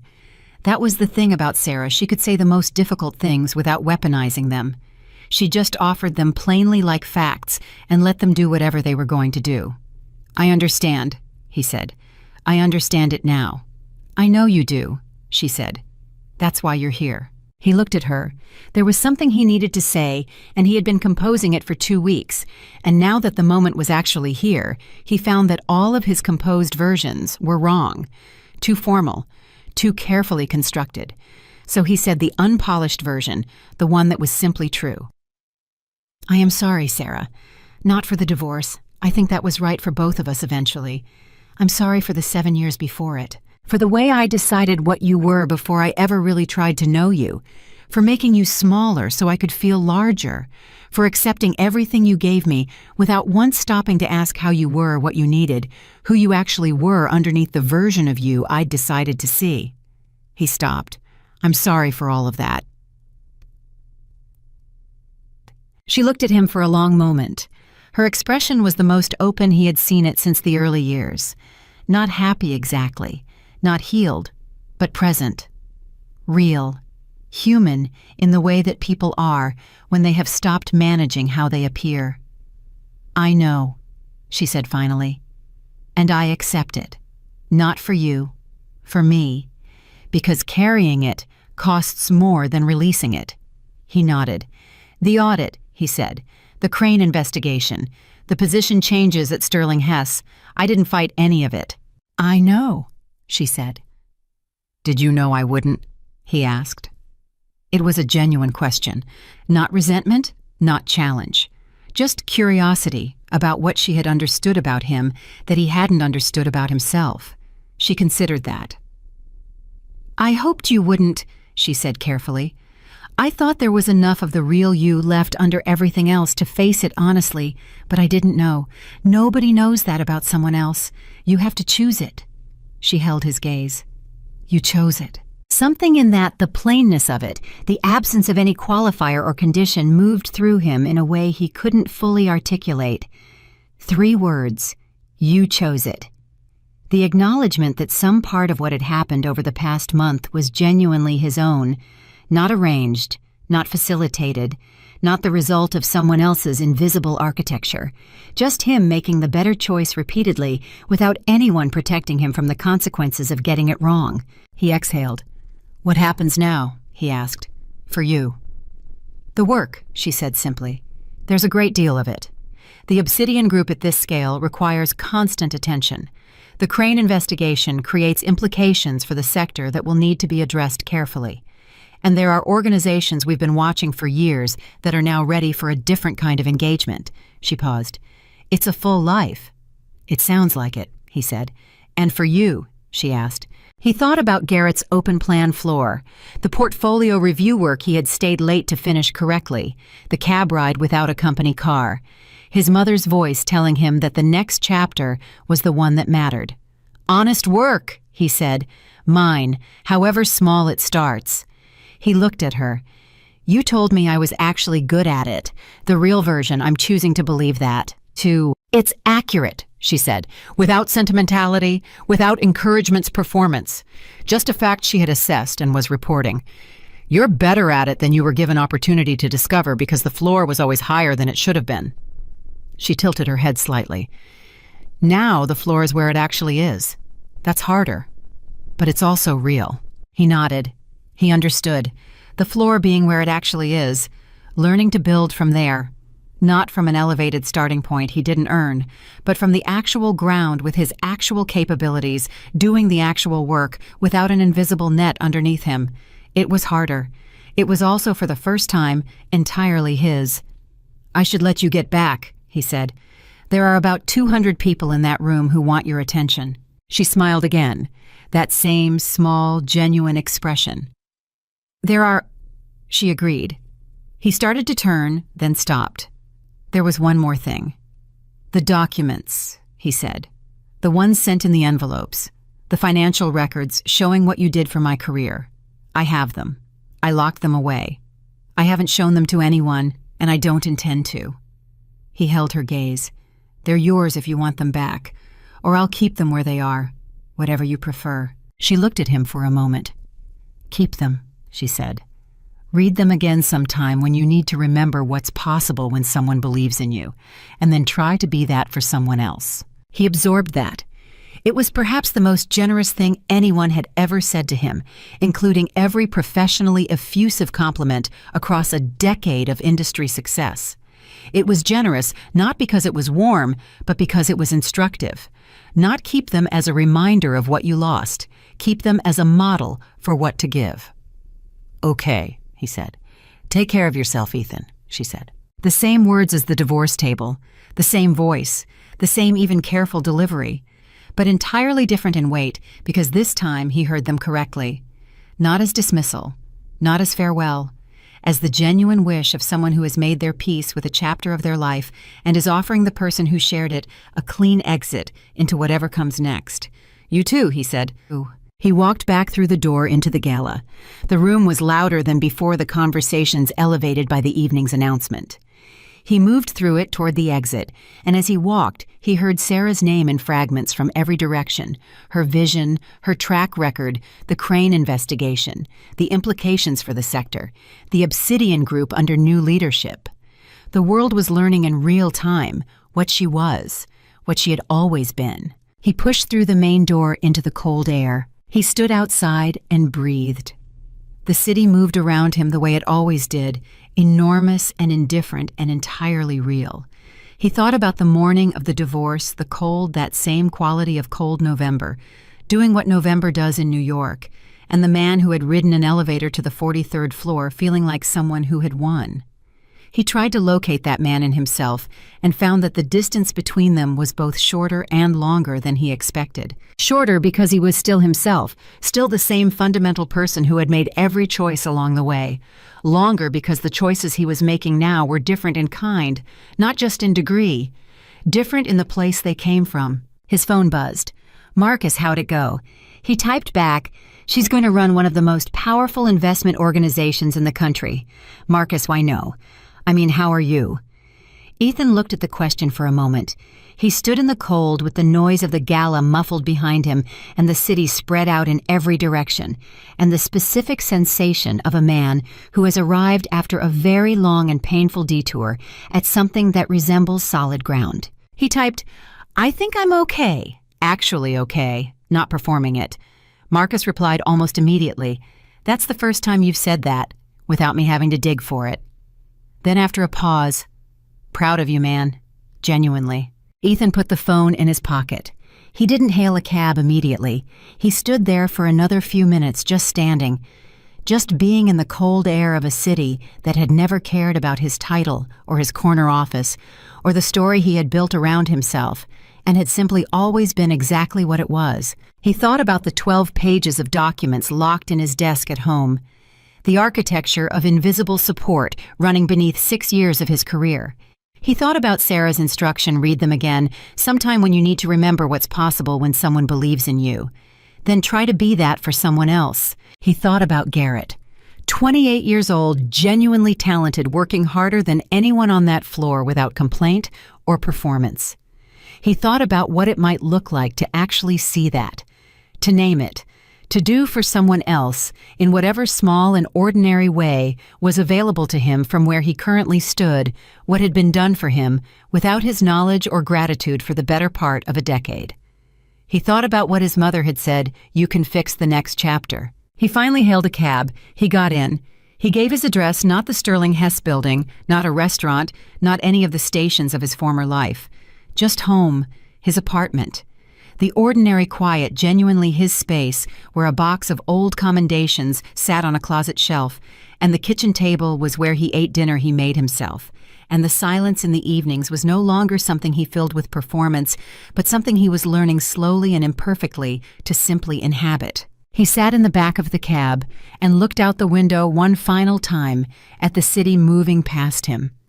The lights, the buildings, the 10 million private stories running alongside his own, each one its own world, each one carrying its own weight of mistake and reckoning, and the particular difficult ongoing work of becoming someone better than you started out being. He thought about Victor Crane, who was now the subject of a federal investigation, and who would spend the next several years discovering that the efficient machinery he had built to extract value from other people's lives had in the end been far less durable than he had believed. He thought about Leah Monroe, who had disappeared from the financial circles that had embraced her with the specific completeness of someone who understands that the useful fiction of their identity in a particular world has expired. The people who had told Ethan what he wanted to hear had vanished. That was its own kind of answer about what they had actually been. The people who had told him the truth remained standing. He arrived home. He paid the driver. He rode the elevator in silence. He unlocked his door and stepped into the apartment, and the quiet settled around him like something that fit now, instead of something he was only tolerating. He went to his desk. He unlocked the bottom drawer. He took out the 12 pages of documents, and he sat at the kitchen table, and he read them again. All the way through. Every transaction, every facilitated introduction, every regulatory difficulty that had quietly resolved itself. Every door that had been opened by hands he had never seen because he had never bothered to look for them. He read it as history this time, not as accusation. He read it as the record of what a person who genuinely believed in you was willing to do when you couldn't see them and couldn't thank them and couldn't even in your worst moments manage to treat them as fully real. He read it and felt the grief of it and the gratitude of it and the instruction of it all three at once without trying to separate them into something more manageable. When he finished, he set the pages down carefully. He sat in the kitchen for a long time. Then he picked up a pen and a notepad, something he almost never used in the age of devices. But some things require paper, and he wrote 3 words at the top of the first page. What I owe. Not to Sarah, not specifically, not as a debt to be repaid, because she had not done what she had done in order to be repaid, and would not want repayment, and had already, with far more grace than he deserved, closed that particular account. What he owed to the idea of it. What he owed to the version of himself that was going to keep going from here. What he owed to Garrett and to the work and to every person he had walked past in the past decade without truly seeing. The way he had walked past the most extraordinary person in every room he shared with her. He owed honesty. He owed presence. He owed the genuine attention of someone who looks at the people around them and actually tries to understand what he is seeing rather than confirming the story he arrived with. He owed the willingness to be small when small was what he was, and to do the work from that place without resentment or performance, and to find in the doing of it what Sarah had told him was actually their genuine capability, the real version, his own. He owed it to himself to believe that was enough. Not extraordinary, not a genius, just genuinely capable and genuinely present and genuinely honest, starting from exactly where he stood, with no invisible net and no arranged floors and no one protecting him from the full and fair weight of his own choices. He set the pen down. He looked at the 3 words. Then he got up, turned off the light, and went to bed. In a Tribeca residence that did not appear on any public record, Sarah Winslow sat at her own desk at 11:47 in the evening, working through the first of many briefing documents that came with leading one of the most consequential investment organizations in the world. She was not thinking about Ethan. She was thinking about the work, the real work, the full, demanding, meaningful work that had been waiting for her for a long time and that was finally completely entirely hers. She had not stopped to announce her greatness. She had not needed to. She had simply continued to be exactly who she was without apology and without diminishment until the world caught up with what she had always known about herself. And somewhere on the other side of the city, in a smaller apartment, with a box of old commendations in a closet and a notepad with 3 words on the kitchen table, the man who had failed to see her was learning one honest day at a time how to finally look clearly at the world around him. Some lessons cost everything. Some people once lost cannot be recovered. And some truths arrive only after the price has been paid in full, arriving not as punishment, but as the quiet, permanent light of understanding, illuminating not the past you cannot change, but the person you still have the chance to become.